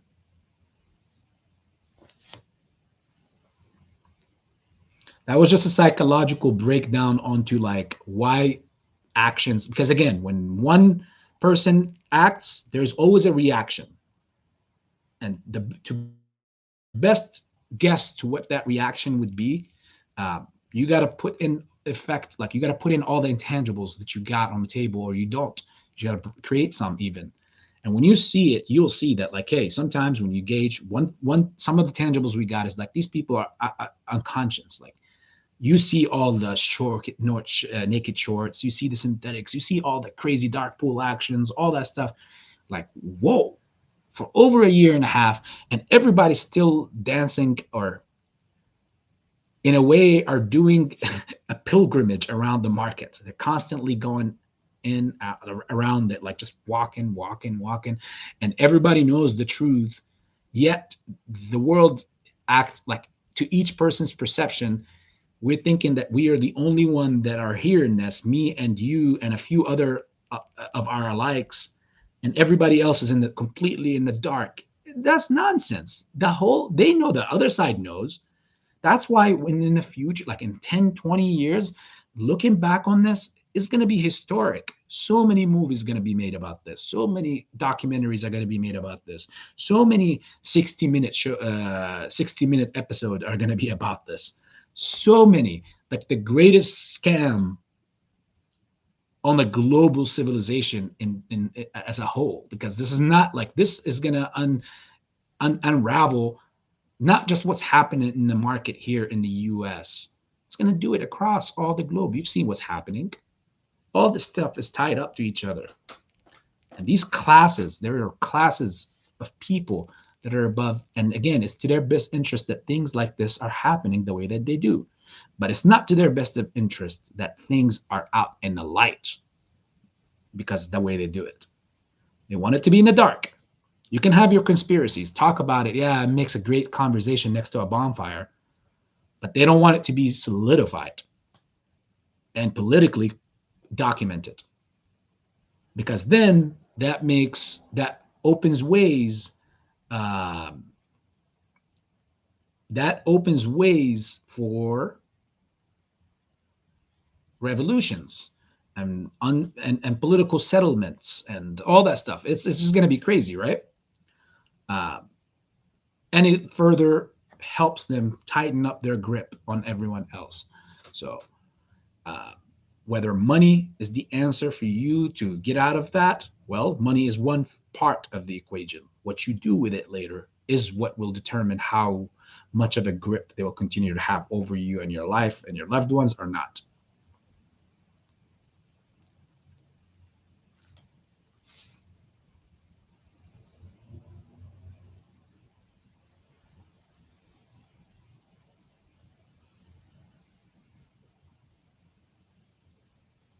I appreciate you, Teldoc. Thank you, my friend.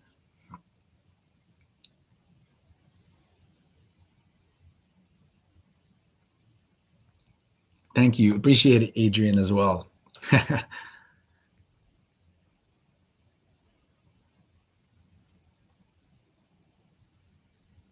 I'm not a pro, but I just do my DDM research. The market is really simple if you just do research and study how your stock works. Big B, it is true. And very, very big thumbs up for that statement, Jeffrey. Tell Dog saying, Jeffrey, I need to follow your lead. And why not? We're all obviously leaders in this movement. We all are helping each other out as a family. Uh, and in the Discord, I'm going to share with you guys that the cool pictures of the option plays, how it looked like some options from the past for AB, and we're all going to have some fun with them. Again, it's in the Discord, so that's why it's going to be fun. Um, some wild trades and moments that have happened. You got, oh my god, it's going to be fun. It's going to be fun. Well, um, ladies and gentlemen, we're almost going to go on to the 4 hour mark. Once again, I don't even believe that we go this long because I don't even feel it. Like I feel like it's 15, 20 minutes. But then afterwards, when I come to the realization and look at that timer, um, it's like, wow, we pulled in another great shift today. I have much love and respect for all of you guys for being here, and each single one of you. I can't start naming any because you all are awesome and amazing. Appreciate all your help, your follow, your tuning in. Obviously, sending me your time is the one that tops everything. Uh, and yes, when Discord call, Adrian, you know the place, you know the lady. Um, Unfortunately, I know she said she'll be right back. I don't think when she comes back, I don't think she will come back to find us here. But hit her up on the Discord. I'm always around. You guys hit me up. I'm always down for a talk in the chat. Um, After these lives, normally I don't have much going on.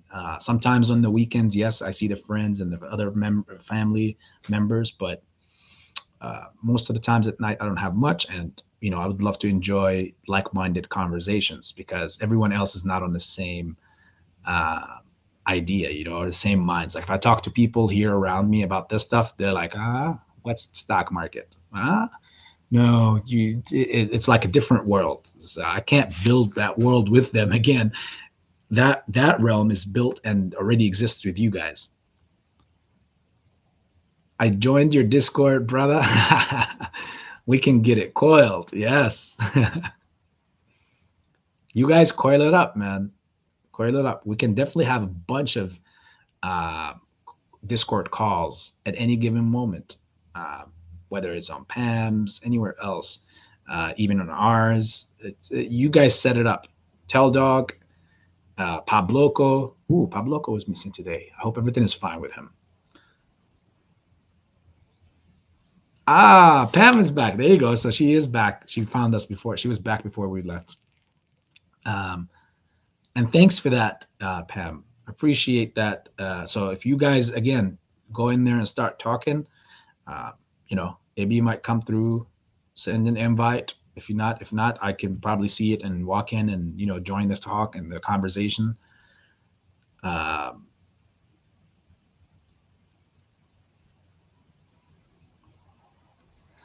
Sorry, I just had a thought. It was a beautiful thought, but it's something else. Pam's Night Owl Corner. um, Once again, appreciate everything from you guys. You guys always remember this. You all and we all drink from the cups that we make. for ourselves in life. And mine is completely finished. So I got to make a new cup in life now. And remember, the show was sponsored to you here by H2O. And that's the sponsor. And all they want in return is for you to be, H2O-nated.